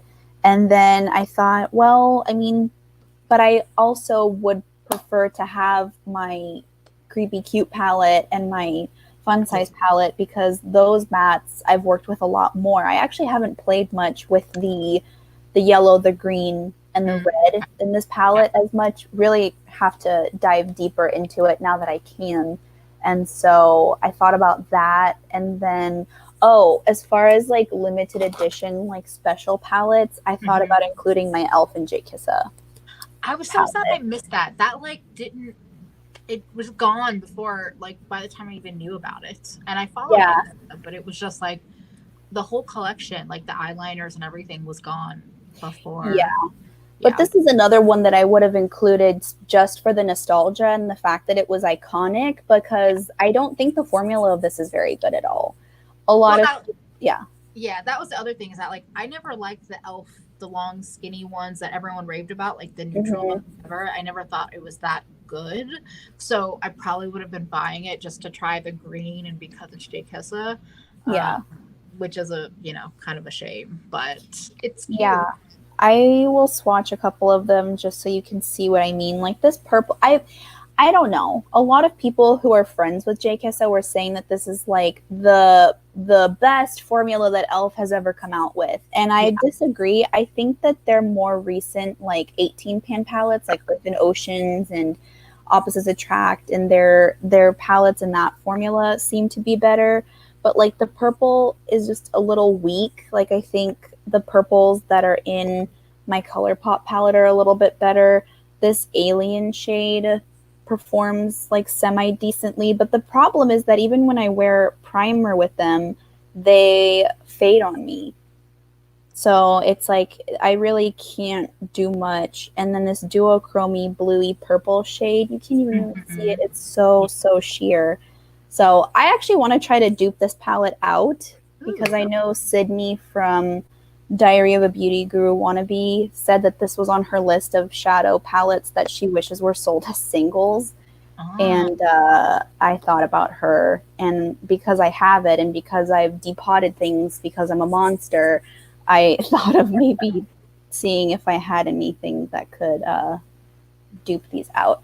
Someone asked about my highlighter. Also, hey Millie, hi, welcome. I put it in the chat because I remembered Forget Me Not, right, from the Super Shop. Okay. Yeah. And also, I wanted to say thank you to Juliet. She was so happy she was in a live stream because it's 2 a.m. there. I'm happy to have you here. Thank you. Wait, there was another. Oh, and then Snape's. A surprising palette that made my top 10 cut is the Tiny Violet Voss Berry Burst Fun Size palette. Violet Voss and their little purple palette they released recently, I almost bought it. I didn't need it, but it looked really nice. I don't have a ton of experience with Violet Voss formula. I got the Flamingo palette right when it released, and I feel like I let the hype get to me too much, and I was just like only okay about it. Like I didn't really love it. But their little palettes, if they did more color stories like that, I would give them my money for sure. Yeah. Amy Loves Makeup's review of the little violet palette from Violet Voss looked so good. I thought that is what the It's My Pleasure palette could have looked like. Yeah. I felt like if I didn't have so many purples already in my singles collection, I didn't need it, but I definitely thought about it. And hello, Tiffany. Welcome. Oh my god, chocolate Easter eggs. I want that because I'm a monster. Me after eating chocolate. Oh, I might have to safely try to leave my house and go get some chocolate and candy soon because my stash is low to non-existent right now. I'm sad because Millie, you came in at the end. We already went through our 10 palettes. Does anybody else have palettes in there? I don't know if I had any other palettes in my list. Did I? I probably said this at the beginning. I had a hard time. I didn't want to do this as a video because I didn't feel like I had 10 really palettes that I was super excited by. I'm happy with the collection that I pulled together, but I was really looking at like my ColourPop 9-pan palettes, kind of like meh, whatever. I have some indie palettes that I don't really reach for. Like I have the Suga Block Party. I have a couple that I haven't used enough to know if I would buy them, if I would want them again. Oh, the Ace Beauté Flare palette. I haven't used it yet, but it was one Vicky sent to me, and it was a color story I always wanted because it has the like greens, it has a berry, and it has like a bunch of different colors.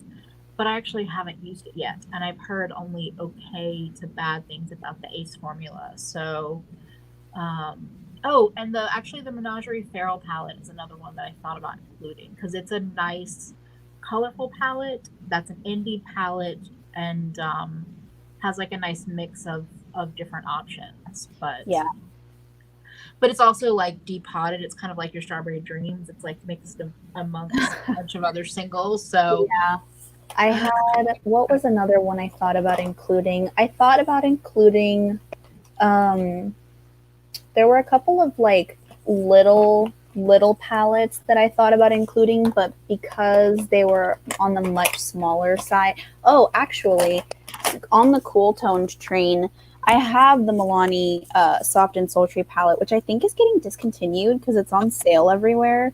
But again, I felt like even though this would be a very good utilitarian palette to have if I only kept 10, I haven't used it very much. And I think a lot of it has to do with the fact that there's a huge jump in the mattes. So you have this one over here, and then it jumps to this really dark brown that's not showing up quite as dark on camera as it actually is. So I feel like even mixing the two, it's kind of a little iffy. And then the shimmers are also, they're nice, but I wish that there was more of like a mid-tone shimmer in here. So I thought that just including the Sultry palette in my list would be better. Yeah. I thought about including the Modern Renaissance, which I have over here, but I think I'm actually going to finally give this away. I think I showed you this, and I showed it in a video. I opened it up recently, and it came separate. So I have a book cover and eyeshadows now. Mm-hmm. And oh, hey, Aileen. You're on Half Cousins Discord. I know you. Hey. You have Instagram. You have a fun Instagram account, too. Hello, welcome. But this was, you see, I panned the hell out of it. Not on purpose, like not like being like I'm in a project pan, and then I just fell out of love with it, and I haven't really touched for it since. So I don't think it would be like if I wanted pinks and purples and reds, I would rebuy, like I would get my Smoky Glow palette, or if I wanted these like kind of mauvey pinky tones, I would reach for my Huda palette. Like, yeah. Courtney just rickrolled herself to give this up. Yeah, I know that one well. So yeah, it's funny. I was surprised. I'm actually surprised I don't have many ABH palettes in my collection, but I just, again, I'll look at so many of their releases and think if they only had like a couple of different colors, I would buy that. But I'm so picky at times about things like that. Yeah, I only have the Sultry palette, and oh man, talk about palettes that are on my wish list. I have to say it one more time. I want the Jackie Aina palette. I want it so bad, and I think I might just bite the bullet and order it from Beautylish for my birthday as like my birthday gift to myself, because at this point, like I know I probably could dupe out most of the colors, but I do appreciate the ABH formula for what it is, and everyone's saying that it's probably one of the better palettes that they've come out with recently. But yeah, on the topic of rosy tones, I don't think any of the palettes that I picked have that necessarily. So if I were to supplement something in here, I would do this like little baby Kaja stack that I got when I returned my Moonspell palette, because it's so stinking cute. Like you have a little rosy mauve, and then you have this like, I don't have anything like this. It's like a mauve shimmer, but the reflex are kind of like a goldy, coppery shift. I like it a lot. It's very cute, very understated.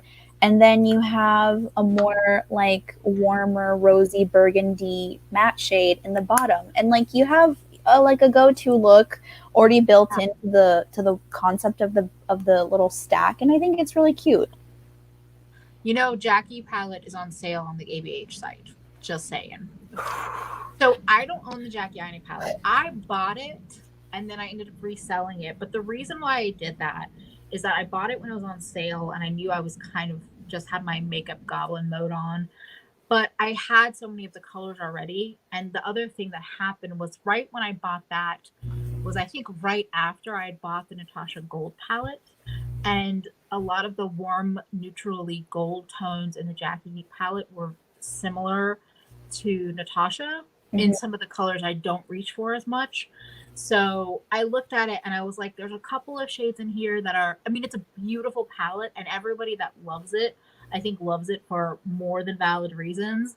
I just felt like it wasn't the smartest purchase for me. And at the time, I basically, somebody mentioned wanting it. And so I offered to send it to them for, it was the same price that I got it for on sale. So it felt like a smart decision, but I still think about it like, if I had a different collection, that would be like one of the first palettes I would rebuy. That same panning account that I followed, she rearranged her Jackie palette, and I know I'm not trying to buy things just to rearrange them, but given how easy it was to rearrange the Sultry palette, I could totally do it with the Jackie palette, and I think that her rearrangement was so cute. I'll send it to you. I'll put it on my story for anyone who wants to check it out. It has the best packaging of any of these ABH palettes. It's it's so beautiful. It's really a pretty palette. Yeah, and I mean, I know everybody's having it. Everyone's getting it. Like everyone's having sales, but ABH was having a buy one get one half off or buy one get one free sale recently, including palettes. Oh wow! Including the Nicole Guerrero Glow Kit, including like all of their big palettes. So, yeah, they're not necessarily my favorite formula these days, but they're good. They're solid. Yeah. In the same vein as what I was saying earlier about wanting to have these like coppery terracotta shades in the Good Sport palette. Another honorable mention would be my Persona Copper Theory palette. And it's so funny that okay, so I had the Too Faced Peanut Butter and Jelly palette, iconic for its time, and I got it as a birthday gift, and I distinctly remember that my aunt got it for me for my 21st birthday, and I'm going to turn 25. And I have it in my drawer, and it was the only palette I had in my collection that had a true copper shade in it. And I figured, like, you know, maybe it's getting kind of old. I kind of want to replace it. And so what year was this? In 2018, I wanted to try to find a good replacement for my peanut butter and jelly palette, because I know that the concept of mixing coppery, orangey shades with purple is nothing new. And I remember DMing a bunch of creators on Instagram. Like I think I DM'd Amy and I DM'd Jen from Beaudiction to kind of just get ideas for what palettes would be a good supplement if I wanted to replace my peanut butter and jelly palette. And so I ended up getting I have it in my declutter pile. I finally detached myself from the Ciate Astrolights palette in the burnt variety. And that one had a copper in it, but the shimmer formula is kind of weird. And so I was like, let me get the Persona Copper Theory palette as well. And I was able to successfully depot this one, because of course I did. And the formula of the Persona palettes are just so nice. They blend out really well. I think they have a good formula on their hands for sure. And I wanted to like the Identity 2 palette so much more than I actually did. Yeah. I think that even though it had a lot of really cool, like jewel tone shimmery shades, I would have wanted more colorful mattes in there. But I know that that's probably not really Persona's gig right now. Yeah. But if they came out with more of these little theory palettes, like if they did a purple one, or if they did like a gold or a yellow one, I think the formula is very, very nice on these. I wish with that, so I got the pink one, and I don't reach for it as much, but it's all matte. And I wish, like the copper, I wish they had thrown in one shimmer in there, just so that I feel like I could make a whole look, because I tend to always want something shimmery. And I could depot it. I don't know. It's just, I told you this. I think I told you this. I got that one and the Dose of Colors Snow Angel, the blue pink 5-pan palette at the same time. And I just, neither of them am I, like, I don't really like either of them, but I haven't given either of them much, like, attention. But I also feel weird just, like, depotting them and throwing them in my collection, because in my head, I'm like, I could give them to somebody else and maybe they would get use out of them. But nobody in my, like, immediate life here in New York and Brooklyn really is into makeup to want, like, pink or blue eyeshadow. Yeah. The Persona pink palette, I have used it quite a bit. I have it right here, and I like it a lot. I know what you mean, though, about it being a little bit more bland, which is ironic because it's a more exciting color than copper. Yeah. I remember Sona's explanation for that not having a shimmer was because they wanted to make it like more approachable or like more user friendly. But if anything, I feel like people are going to be more drawn to using a colorful shimmer with a neutral in the crease than they would for having a bunch of colorful mattes. Yeah, especially if even if they had used like the palest one being a shimmer, like an inner corner or like all over lid kind of color. I feel like that's very approachable in terms of pinks. I also want to say I love in the chat talking about ABH ranking. Aileen said her top 5 are Jackie, Soft Clam, Minor Renaissance, Mario, and Sultry. I do think Jackie is the best I've seen ABH put out, period. And I would say if I ever needed another neutral palette, I would think about soft glam. I think that's still such a pretty, like, basic palette in a way. Yeah. Oh, and Sophia just mentioned Subculture. I decluttered my Subculture from 2017. Wasn't the best, but I heard they reformulated it. So I had it. Do I have it close? Let me grab it. Even though you can see my very messy kitchen in the background. You're totally good. Yeah, I've been wanting the Subculture palette for a really long time too. I remember when it first came out, that's actually how I found Alyssa Ashley, and that's how I found Raw Beauty Christie, because their videos talking about how powdery they were, how terribly they blended, went viral. I saw them everywhere after that, and the color story of Subculture is so beautiful that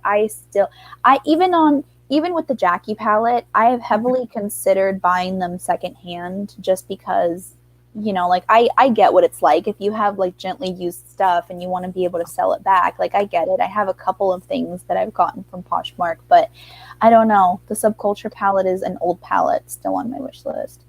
So I don't love this palette. I have the reformulated version. I got it from TJ Maxx or Marshalls a little over, I think it was either very late 2018 or like January 2019. So I love like the mustard, the greens. I think Electric is beautiful. Cube is really nice. If you're into like gold, bronze, copper shimmers, that's really pretty. My issue is I just have trouble blending them, even though they are a better formula than what they first were, according to everybody. I don't think so. Colors that should blend together easily, like yellows into greens, don't really blend very well. Like, I know color theory. I know you shouldn't put peach and green and try to blend those together. But, like, to me, yellow to green to teal should theoretically work. But these, in my opinion, don't blend very well. And other people disagree. Some people love it. I'm in the place where I'm like, if anybody wants a gently used subculture, you're welcome to buy it from me. Because the thing is, and I did a video on this recently, so I used it recently, is that the yellowy mustard to teal with this kind of electric topper, rather than using this, I use my gold palette, because the gold, to me, the gold palette, obviously the price difference is very different, but Yeah. this quad up here is like what I wanted from subculture. And then if I want greens, actually the mustard and turquoise blend together into a green beautifully and very easily. Or I have greens that I love. But if you wanted this color story and you like, you know, the more brownie tones and the reddish like tones and the peach and all of that, I think it's a great color story, but I just don't love the matte formula. Especially when I abused, loved this one. Like, I know how their mattes, at least in this formula, I knew how their mattes worked, and I didn't feel like this kind of matched up. But like, I know Lacey loves it. I know a lot of people love the reformulated version. And if you're ever looking, if your ingredient list is super long, then you have the reformulated one. Because the original one was, I think, like very pigment heavy, and it didn't have that many, I guess, like fillers. Oh, and I agree with Visions of You. Like, I like the idea of Prism, but that was more disjointed.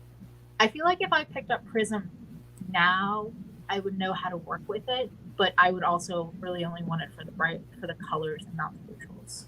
Yeah. Yeah. Oh, I'm glad I'm not alone. Natasha Denona Gold was everything I wanted subculture to be. And I feel like with gold and with all of my swampy greens that I have in singles or in the melt palette, that I have what I wanted subculture to be.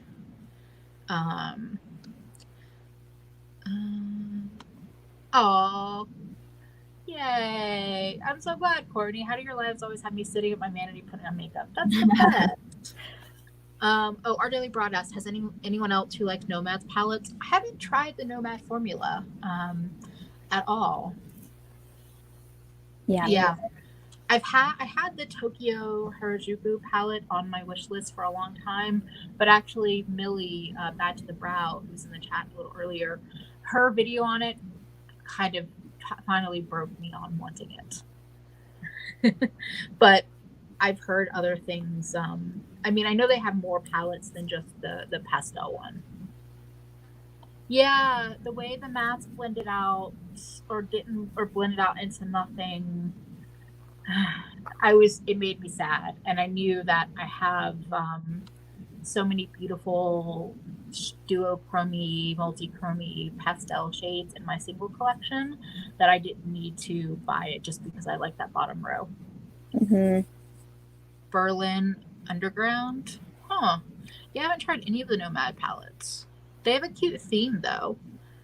Audra, which Nomad palette or palettes have you tried? Oh, Berlin. There we go. Huh. Okay. I'll have to look up that one. Was the Berlin palette the 9-pan one? I feel like I know they have different sizes. They came out with those 2 new quads that are like California beachy themed. I'm looking it up. It looks like it's a big palette. It's like 15. Oh, it's like a jewel grungy kind of palette. Huh. Are you able to share your screen? Yeah, let me see if I can do that. Hold on. Okay. And to stream, I share. Oh, that's what I wanted to. Sorry, I'm like, there we go.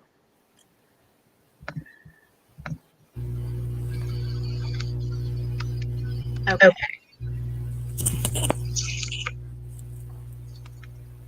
So that is the Berlin palette, it looks like. You're echoing a little bit.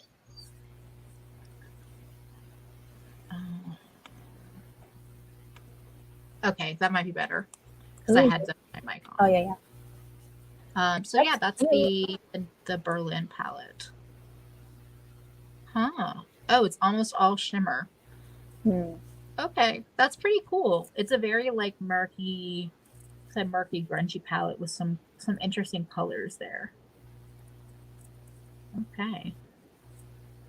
Oh yeah, and everyone's saying that it's on sale or they have singles on sale. Okay, I'm gonna stop this screen. Huh, that's a pretty one. Pretty one. Bright blue cobalt single from Marrakesh is perfect. Okay. But they do a lot of satins. Interesting. I don't mind satins, but I don't know how. I guess I would treat them as a matte. I don't know. I usually treat satins as mattes. Yeah. Yeah. I just don't like when people are like, "Oh, use a satin. It's like use it like a metallic," and I'm like, no. Oh, I agree, Aline. I feel like Hannah-Lee's Poston would like that Nomad palette, the shades and the fact it's almost all shimmers. It feels very Hannah because it is very grungy. Mm-hmm. I also had the other bright colorful palette, and it's almost all satins. Well, I mean, from everything I heard from my minimal whatever makeup research is that satins are, or people add shimmer to mattes to make them blend out better. So it's probably easier to formulate a satin than it is to formulate a pigmented matte, pigmented blendable matte. Yeah. The other thing I was going to say too was I forgot who I heard talking about it, but I think I was watching someone who's a makeup artist talk about how as people get older, it's easier to use satins over mature skin. Yeah. Oh, I wanted to say bye to Juliet in case she disappears. Thank you for hanging out. I appreciate it. Also, that's weird. They're satin in a weird way. Like, why not just make them matte? I do think satins would blend out over, because like whenever you have, I mean, I have some like out here. Whenever you have like foldy skin, it's like a lot of times with mattes, right where they attack or right where you put them down, they'll like put a lot of color. So if you have texture or fold, sometimes it just looks patchy and it's hard to blend. Whereas satins, you have the shine that helps kind of deflect any patchiness that's there. Yeah. But yeah. I tend to prefer satin formulas of cream shadows. I like them a lot for like one shadow looks. There's a shadow that I used in one of my Valentine's Day tutorials on Instagram from ColourPop called Waddles. And Waddles is a rosy mid-tone kind of color. And the fact that it has like a slight sheen to it, I actually wore it yesterday. I think I might post the look that I wore with it yesterday later today. But I like using it for days that I'm not going to work right now, but if I was doing it and I wanted to have some color on the lid, it's really easy to go in with that and kind of bring it up a little bit higher. And because it's not a flat matte or a straight up metallic, it works really well for that seamless kind of one shadow, really easily applied type of look. I feel like that makes sense. I feel like in those cream pot formulas, having a satin, I feel like anywhere from a satin to a metallic makes sense. My little rant of the moment is like, I don't understand all these matte, like the pot ones, but also the tube, all the matte eyeshadows coming out. Like the Glossier, I saw Too Faced has one. I feel like I've seen them here and there, and I'm like, if you want a matte wash of color, a powder seems so easy.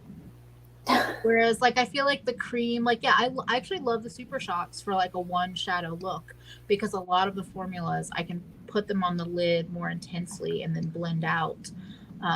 Like Weenie from ColourPop is like a rosy, deeper rosy bronzy color, and it's not satin, it's definitely more metallic, but it also blends out, like to blend out up into the crease pretty well.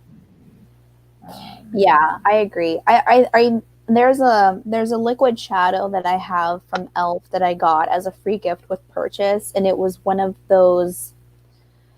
Oh man, it was from their like Beautifully Bare line, and Oh, it's the shade Nude Linen, and it's mhm. ever so slightly deeper than my skin tone.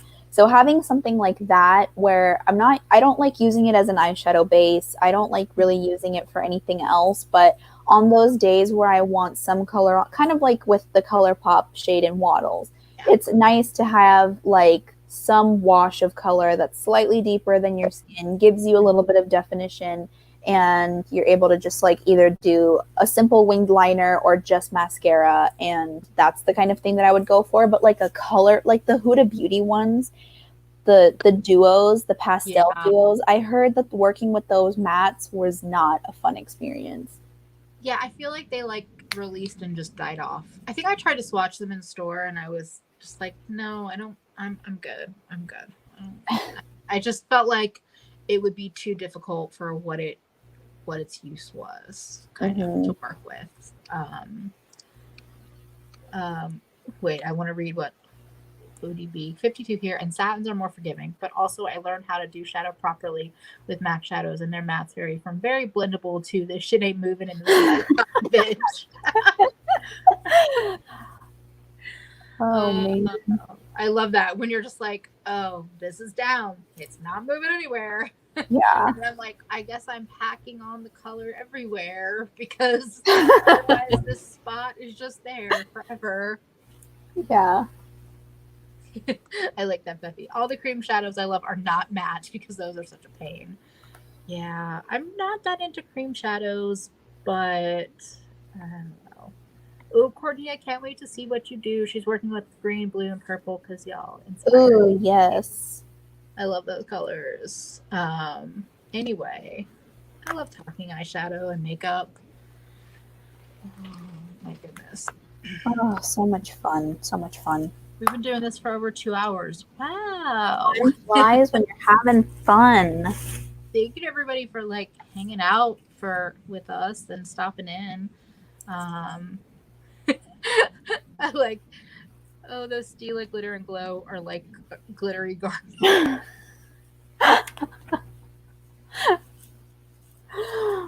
Oh my god. Where is the lie? I had a time where I was so into those, and then I discovered indie shadows and realized that I did not need those to do to have fun glittery looks. Yeah, I had a few of the Crystal Fusion ones from Koki, Okay. and I bought 6 of them. Don't know why. I do know why. They were having a Memorial Day sale. Yeah.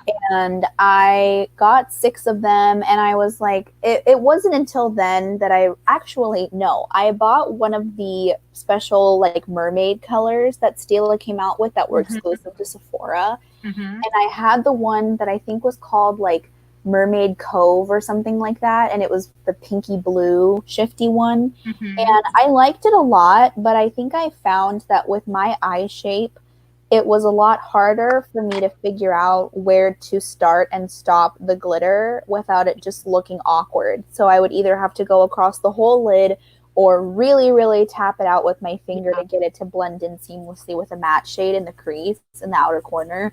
And so I was like, it dried up eventually, and I thought, well, maybe if I want more glitters, then I can get the Koki ones.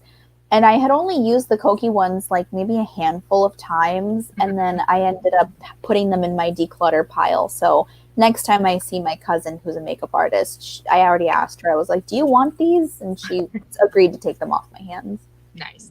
I loved those. Like I had the purpley pink one and the pinky gold one, and I think later on I picked up the blue one at like Marshalls or TJ Maxx, and it was dumb because I'm like, one, I don't like that glitter. I like colorful glitter. Like I like the purpley pink one a lot. I almost used that one in full before it went dry, but the blue one I was like, I don't like dark blue glitter. Why did I buy this? But I just realized I'm like, they dry up so fast. And again, I'm like, honestly, once I tried some different shadows that were like dimensionally shimmery. I was like, I don't use these. Yeah.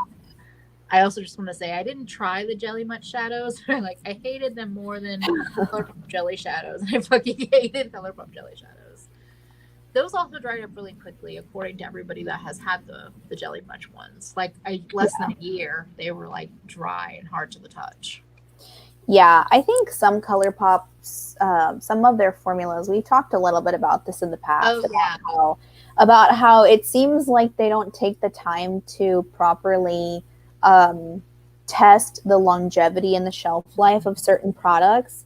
Because if they had put the Jelly Much shadows to the test for long enough, they would have seen that after about 7 or 8 months, they would have completely dried up, and you would need to adjust whatever preservatives or other humectants that you have in there to get it to last longer. Yeah. Wow. Artily Broad, hers was dead in 6 weeks. Oh no. That's the thing. They I mean they don't even have to hold them for that many months. You could probably do a test with it completely open and compare it to a completely open Super Shock and see how long it takes a Jelly Much to dry out and get a sense of like, okay, are we okay with putting this out or not? Yeah. Bethany says, I don't have Jelly or Super Shocks, but the Super Shocks last more according to everyone I know. Yeah, I mean, I have some older Super Shocks. I do have some that I've gotten rid of because they have gotten firmer and less pigmented. But I have a couple, maybe 1 or 2 now that are older that are still like, they've gotten drier, but they're still usable. Whereas, and they're at least a year to maybe 2 years old at this point in time. And the Jelly Much, yeah, everyone was like, they're drying out in less than a year. Yeah, I had a couple of Super Shock shadows from my first order of ColourPop stuff, and I mean, I think that their metallic formulas and their more glittery formulas last longer than their mattes. I don't know what is going on with their matte Super Shock formula, and it could be so good, but it's not. Okay. I don't know what it is. I don't think they're adding enough whatever makes it silky and slippy. Okay. Yeah. I don't think there's enough of that in their matte formulas, because I've had a couple of their mattes, because whenever they would do like their foursomes, they would include like maybe 1 matte in there, and some of them would be very creamy and some of them would be like even dry before you even got your hands on them. Wow. So some of their shimmers have lasted me a really long time. They're ultra glittery metallic-y shades. Yeah. Absolutely beautiful. And I think that that's a formula that they should be pushing out more, and maybe just discontinue their mattes for a little while and then reintroduce them when they have a better formula. I personally feel like if they, like, I would only, I don't know, I feel like I don't love Super Shocks because of the packaging and because I just don't tend to reach for them. But I do think they're a decent, like I said, 1 shadow thing. I would throw them in my bag like when I used to go out to work, and I feel like I could do like a 1 shadow look on the bus or on the train with like a finger or a brush, and it would be really easy. But I also think they're a little they're a little expensive for what they are. And even I think the Jelly Much are expensive. Last I looked, they were $8 each, and to me, that's too expensive for something that doesn't last. Yeah. I also, because I can get a beautiful indie single shadow for $6 to $8 that I can store and swap and mix, that I'm just like, I'm just not that into it anymore. Yeah. I think what really put me over the edge in terms of like special like sparkly types of shadows, I mean, some of the Super Shock shadows are very beautiful, and I like that they do for the most part play well with matte eyeshadows, because they're sort of that cream to powder consistency. I think the 2 singles that you sent me from JD Glow, ooh man, they were, oh my gosh, they were stunning. So stunning. And so that kind of just like makes me think of what Angelica has talked about. Like when you have cream to powder, putty type formulas, what are you doing to set yourself apart from a normal powder formula? Because arguably creams can be pretty difficult to work with. I remember trying to work with cream blushes when I got like the Super Shocks and stuff, and they're not as easy to work with as you would think. There's definitely a learning curve to working with liquids, creams, balmy type products. So what are you really bringing to the table that's going to make me want to reach for something that's harder to work with objectively compared to a powder? Yeah. And for anybody that didn't know or didn't see, I sent Alex Anomaly, this one, which is a purple to blue, like very strong duochrome, and then Unexpected, which is just my most favorite JD Glow shadow ever, I think. You gave me Good God, actually. Oh no, Good God, that's the one. Okay. Yeah. I know you had picked out Unexpected and Good God, and then I ended up doing Good God, and then I did Anomaly that same night. Good God, I'm gonna show it because you sent me Anomaly and Good God. If you like purple, wait, is this it? Yeah. If you like purpley, shiny, iridescent, they're truly amazing. Like, yeah. So when I have shadows like that, I just don't reach for my Super Shocks. Steffi, I keep wanting to, like, one of these days when you want to buy some things that are not sold to Chile and is it Chile or Argentina? I'm sorry, I've just had a brain fart. If you ever want to make a purchase and have them sent to me and I can send them to you, let's talk. I know that probably right now is not the time, but I've said this to multiple friends that are international. I'm like, if you ever want to do that, I'm happy to do the legwork to get it shipped to you because I have favorites. Yes, Courtney, who's about to use JD Glow in their lid. Yes, Naomi, I did that, except I got a little heavy-handed, I think, when I did it, and most of mine, I put a lot of the product into one pan. So I split them up originally in half when I did yours and my Alex's, but then when I was doing them in a big group, I just started like putting as much as I could in there. And so now I have a bunch of Franken shadows made up of different JD Glow and Give Me Glow shadows, which I'm not mad about. Yes, when the world is not on fire, whenever that happens. Anyway, unless anybody else unless you have anything else you want to talk about, Alex, or if anyone has questions, otherwise we could probably wrap it up shortly. Yeah. Yeah, I was like, I should probably get up and like make dinner and not be just a human of the internet. Oh, Aline, it's Forget Me Not from ColourPop. It's a Super Shock. I'm actually gonna like distracting. Go on the internet and look at that. Or oh my gosh, I should pull out Flexitarian. My whole life. Oh yeah, my whole life has led to this moment.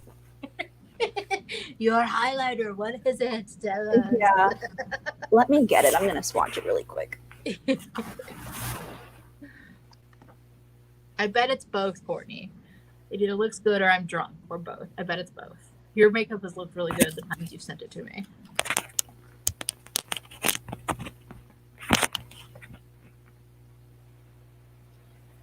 Yeah, I haven't picked up a ColourPop Super Shock highlighter in ages, but now I'm like, I need to play with that.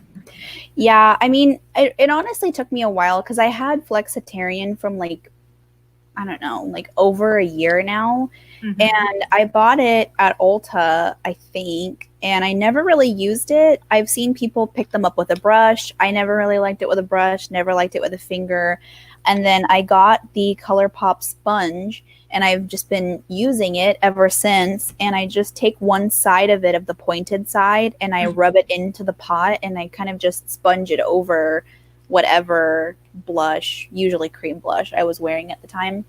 So this is my highlighter. This is Forget Me Not. It's very pinky, icy, super soft. I don't know what kind of magic sorcery they put into their Super Shock highlighters. It's so creamy. Why can't they do their matte Super Shock shadows like this? It's like really washed out, but that's what it is. It has like a lightly sheer pinky base and then really strong reflect going on. And then it came in this really cute lilac-y packaging. And then this is the shade Prenup that came as part of that duo from Valentine's Day. Love it. I don't think I've ever used their Super Shock blushes. I've never like felt drawn to it, drawn to them, but that's a really cute pairing. Yeah, the that brush I talked about in our last live stream works so good. And Millie knows what's up. I think it's ColourPop is one of those brands that like, it's like how so many people talk about things that get discontinued that shouldn't. It's like they take away things that shouldn't. Like they should have that that brush is a good sport. Yeah, and they should have good sport. Yeah. Yes, that would be a beautiful luminous blush too. I agree. Sometimes I wear if I want like a really, really glowy blush on my pale skin, I'll wear just the pink side of the the Smoky Glow little highlighter duo because it is very reflective, but it's also pretty pink based. My lighting is funky. It's pretty pink based though, and so it kind of reminds me of that highlighter in the way of like if I put it on heavy like I like to, it will be pretty like rosy pinky and glowy. Yeah, this is the Waddles shade I was talking about earlier for like a one shadow look. You can see it's like it's washed out, but it's very slightly reflective. And this one I actually repurchased it. This was one of the first like Super Shock singles that I ever got on recommendation of Kathleen Lights when I was still watching her. And it's just a really simple, like rosy tan, and it reflects the light ever so slightly. It doesn't have like any noticeable shimmer to it, but it has a very subtle pearlescence that makes it nice for all over the lid. I wanted to show you though, I have a couple of Super Shocks here that I think if I could only keep a couple of like special shades, that these would definitely be one of them. So Party of Five was a shadow that they came out with when they hit 5 million subscribers, 5 million followers on Instagram. And they let you do like a grab bag of different items that all had like 5 in the name. So this one was Party of Five. And it's this beautiful, like rosy sort of kind of magenta berry leaning base. But it has silver, blue, and purple shimmers in it. Oh, wow.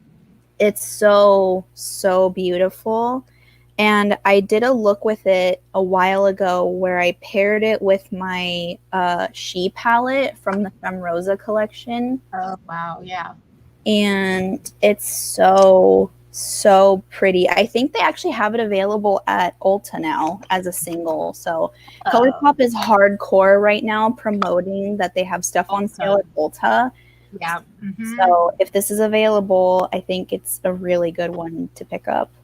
I saw that they had released the Mulan collection there too. I don't want that particularly, but people. And then you have the infamous Ritz that everyone talks about, Mariah Leonard, Julia Mazzucato. I don't own that one, but I wonder if, to me, if what Ritz is to them is what Frog is to me. Frog from ColourPop is like basically I think of it as like a glitter top coat for me. And I got it at Ulta, and last summer when it was super hot out, I would just put like that on and nothing else, like all over the lid. And it was really pretty. Let me see. This is Ritz near my wrist. It has like a tan base, but there's so many shimmers in there that they aren't joking when they say that it makes your lids look wet. Yeah, I think Frog is that to me, but Frog doesn't have any color in it.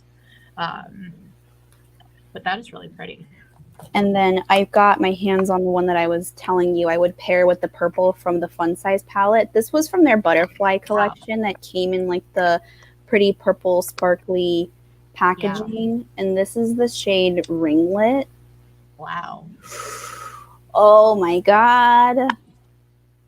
It's so pretty. It's such a strong, I love this color. I went through a phase when I was in college. I still have the lipstick. It's one of the Revlon HD gel color lipsticks in the long skinny tubes in the color HD Blossom. And this type of like purpley, pinky shade. So, so special. I don't know why they don't come out with more colors like this, but instead they want to come out with like their 600th rose gold. Is that a matte formula or is that a like satin? No, the way they describe it is usually they have the finish. It does have it is shimmery. You can't there it is. You can see it a little bit there. The shimmers are like silver, purple, and pink. See, and that wouldn't be a color that I would reach for in like a little pot. I would think, oh, I have singles like that, whatever. But that is really pretty. And I think that's my thing is like ColourPop keeps like duping themselves with neutral colors. I'm like, but you've done so many, you could be doing and have done so many interesting colors. Like, what is the other? So, but back when I used to watch Kathleen Lights as well, one of the colors in her quad when she released that, the green one, that was the one that like got me into green eyeshadow. Like the telepathy. Telepathy, yes. Yeah. I hit pan on that. Like I think I thought I had it, but it's like disappeared lately. But I like went through that, and I'm like, that was such a beautiful, stunning color, and I would do it all one shadow look with that, and like. Yeah, it's a shimmery crease, but it like blended out in a way that worked. Why aren't you doing more like beautiful colors like that? Yeah, they actually had it. They had it at Ulta. I don't know if they still do. Okay. They sell it now as a single. Yeah. Which is funny because after everything happened with her, that a lot of us know what happened. I didn't want to buy it because I didn't know it was originally a collab. I don't know if she would still get money from people buying colors like Telepathy. But because of Telepathy, I ended up getting the cream shadow palettes from e.l.f. Do not buy these.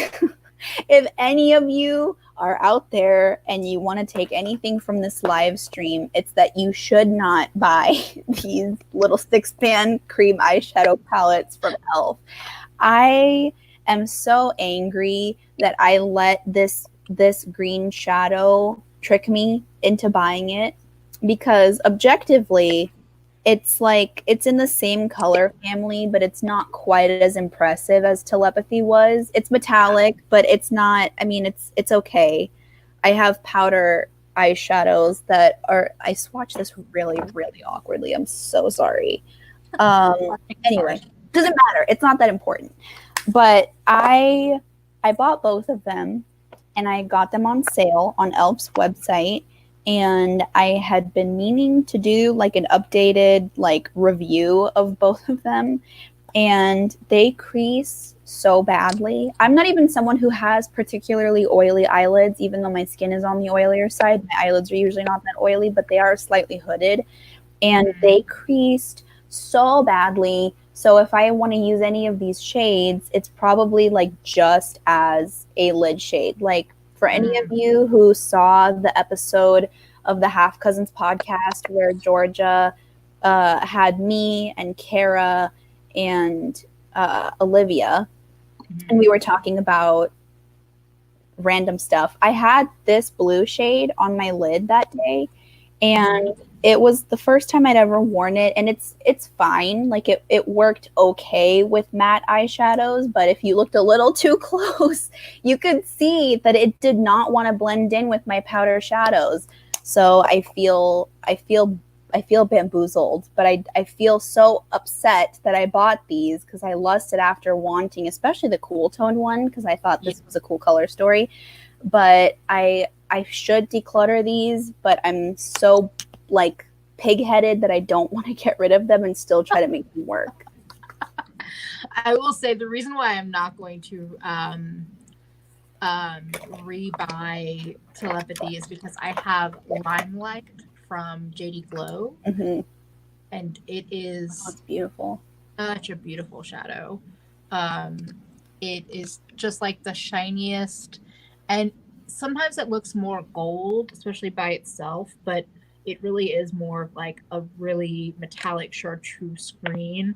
And it's one of those that, again, I can pair it with other green shadows, and it's just such a pretty. It's a different formula. It's not their Galaxy. It's a Metalon formula, but it feels a lot like the Galaxy formula. It's like that slightly flaky, but very pigmented, shiny thing. Yeah.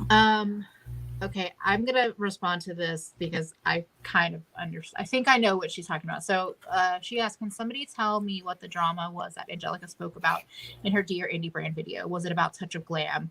I don't think it was about Touch of Glam. I believe it was about Amy Loves Makeup and her old collab with Amy Hearts Beauty.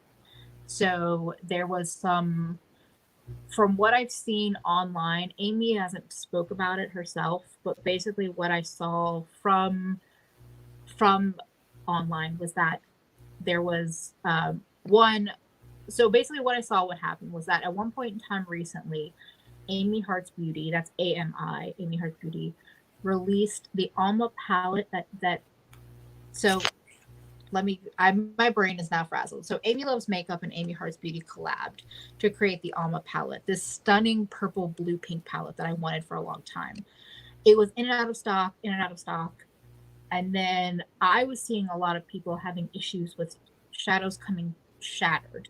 I saw this in the Half Cousins Discord. I saw it on Instagram. I saw it, like, generally speaking. And I saw people having trouble getting refunds from Amy Hearts Beauty or getting replacements. And then all of a sudden, Amy Hearts Beauty released the Alma palette as single eyeshadows.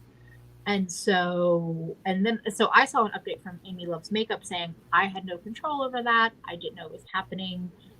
Like, my apologies. And then all of a sudden, I saw that it looked like that basically, it seemed like that Amy, the beauty content creator, was getting threatened by Amy Hearts Makeup for, like, commenting at all about the situation. And I think she got sent a cease and desist. Yeah. And all of this stuff. And then and from what I've also seen, it seems like there's some amount of money that Amy was not paid from the brand, but I don't know the specifics on that. But yeah. And then all of a sudden, also recently, Amy Hearts Makeup has disappeared from Instagram, and I think their website is down. So I think that's the brand that Angelica will never buy from again. If you have more information, also feel free to talk, Alex. Oh, no, I actually didn't get a chance to watch Angelica's video about that. I only watched Amy's because it was a collab that they did, and I only saw Amy's version of it, so I didn't know anything about what Angelica said in her video. And she didn't go into depth about it. She just, I think it was a comment about, like, I feel like if I remember, it was a comment about, like, not canceling brands, but then there was only one indie brand she's like completely canceled. So I had to figure is that one because her and Amy are friendly or are friends and that. And it seemed like it was just a really shady situation before, like, separate of them not paying Amy. The way that the company was handling the issues with the shadows was really shady. Yeah, I think what really surprised me more was that it seemed like Amy Hearts Beauty wasn't giving people, I mean, the root of the issue was that they weren't giving their customers good customer service. And you had people who were saying that their palettes were coming in broken, and they either never got replacements or they didn't get replacements until way later. And then just like the way that the owner was conducting herself on social media made it really difficult for people to kind of just be okay with the way that the brand was being run. Because and then I think even talked to you about it. the owner at some point did ask on Instagram stories for customer feedback and what ways could they improve their customer service experience as a whole. And that, you know, she was inviting people to be like very honest with their buying experience and, you know, how could they improve their website and all of that stuff.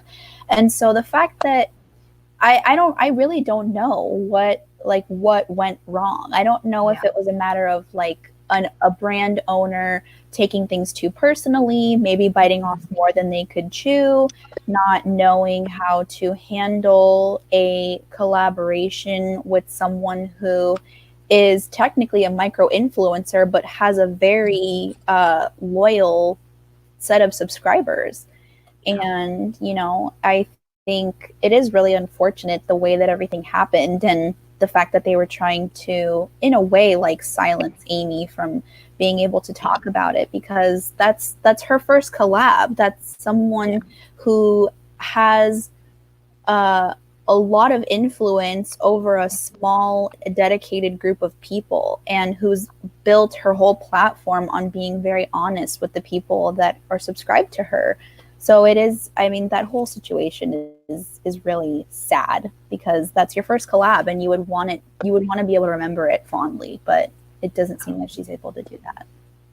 And Aileen said, I'd hunt down Amy Hart's makeup CEO personal Facebook to get a replacement. That is ridiculous. Oh no. I don't know if it was you in Discord or somebody saying that like she was trying to say, oh, that's not broken or that's not unusable, and like didn't want to get a refund or replacement.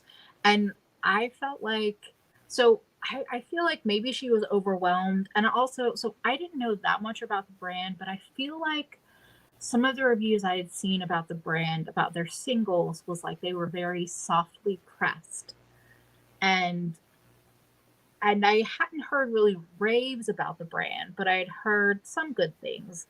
And so I feel like my take on it is, outside of the payment issues, because that is a bigger issue, but I feel like perhaps she hadn't really tested the singles in a palette and shipping that out, because it's different to ship singles than it is to ship a completed palette. Mm-hmm. Yeah, but this is unfortunate. I'm sorry that, I mean, I don't know, like I said, I don't know about Amy Hart's, and so I've met Amy Loves Makeup personally. I've spent some time with her. I was very fortunate to meet and hang out with Angelica, Karen, and Amy for like a couple of hours when they were in New York. And she seems like a very genuinely kind person, and seems to be genuinely rooting for all indie makeup brands. And so I could easily see kind of getting into a conversation, getting an offer about something, and feeling like, this is amazing. Of course, I'd love to do this. And if you use their makeup and have had a good experience, or you get samples and they're really nicely done, that you might say yes to something when maybe the formula isn't, you know, whatever. It isn't like the very top notch. But it seems like from that moment to now, it's only gone downhill, which is really unfortunate, because I do think that Amy Loves Makeup created a beautiful color story. That palette was on the top of my wish list for months and months and months. And I think when like January rolled around and I was starting to hear these kind of bad experiences and seeing some bad behavior from the owner, I was like, let me wait for a while. And then I waited, and I realized I'm very glad I waited. But it's just sad to see. Like, I want to root for all indie brands, but some of them don't. They don't make it easy to root for them. Yeah, I mean, that's why when it comes to me purchasing from indie brands, I am very much a novice when it comes to purchasing from indie brands. Like I said in our stream last time, the first indie brand that I can really remember ordering from was ColourPop, and at that time they were already more of an established brand than they are now. And I think that when you have like smaller ones, like when the whole thing happened with Juvia's place, I only have one product from Juvia's, and it's my Tribe palette, and I love it obviously because it's in my list of ones that I would keep if I could only keep 10. But I do remember like around the time that they came out with their foundations and that whole thing with like the owner and Jackie Aina and all this other stuff, I remember feeling like kind of weird about it and not knowing if it was my place to continue supporting them. But I mean, a lot of times you can only hope that they learn from their missteps and that they're able to grow from it and develop into a brand that learns from their mistakes and is able to grow from constructive criticism. And with stuff like that, like with what happened with Amy, it seems like it was kind of just like too many negative things building up on top of each other.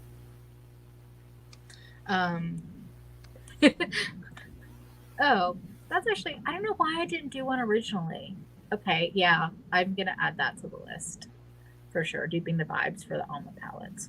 And then Audra, well, now y'all have me filling my cart. I have so many things on my wish list, for sure. Oh wait, why did I click that again? Wait, I missed that. Icebreaker, Skywalker or Laser Glazer for my highlighter. Ooh. I'm gonna say Skywalker. Skywalker. Yeah. Yeah. Oh my gosh. Okay. Yeah, on that note, yeah, that was a real big bummer that happened. And my conspiracy theory for that brand, because I like having conspiracy theories, is that that's something that they will come back under a different name.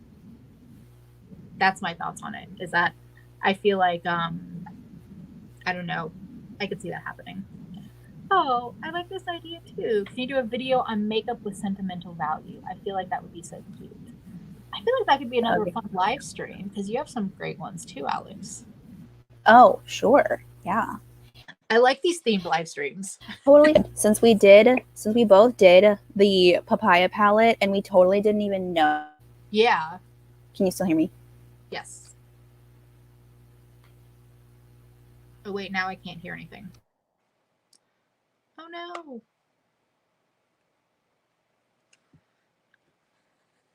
I think she's frozen.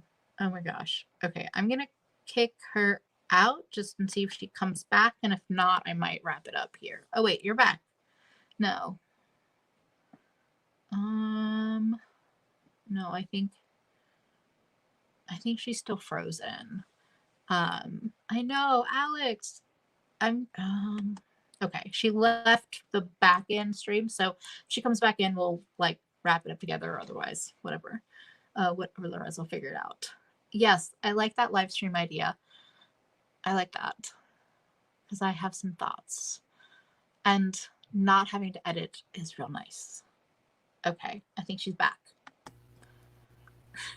You're back. You're live. Yeah. Hi. I was like, what happened? And then I just kicked you out for a moment. Okay.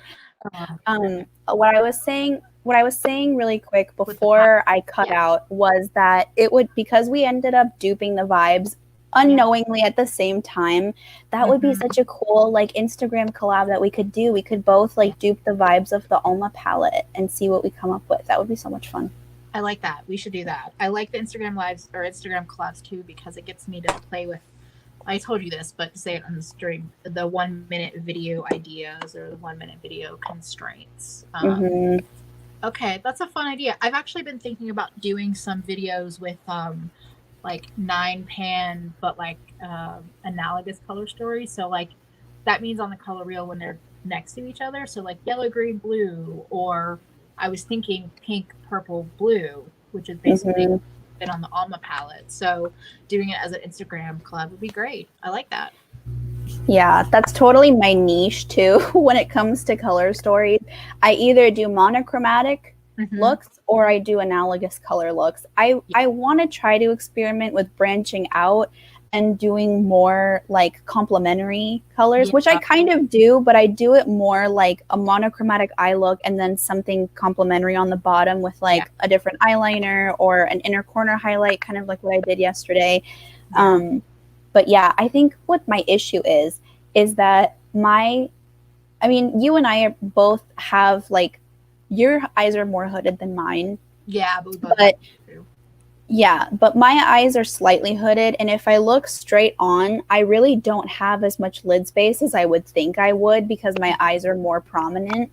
And I want to play around with trying to experiment and doing some type of cut crease action, because that is a technique that I have been avoiding so hardcore because I don't know how to get it right. But I think that's going to be my way of playing with more complementary colors on the same eye look.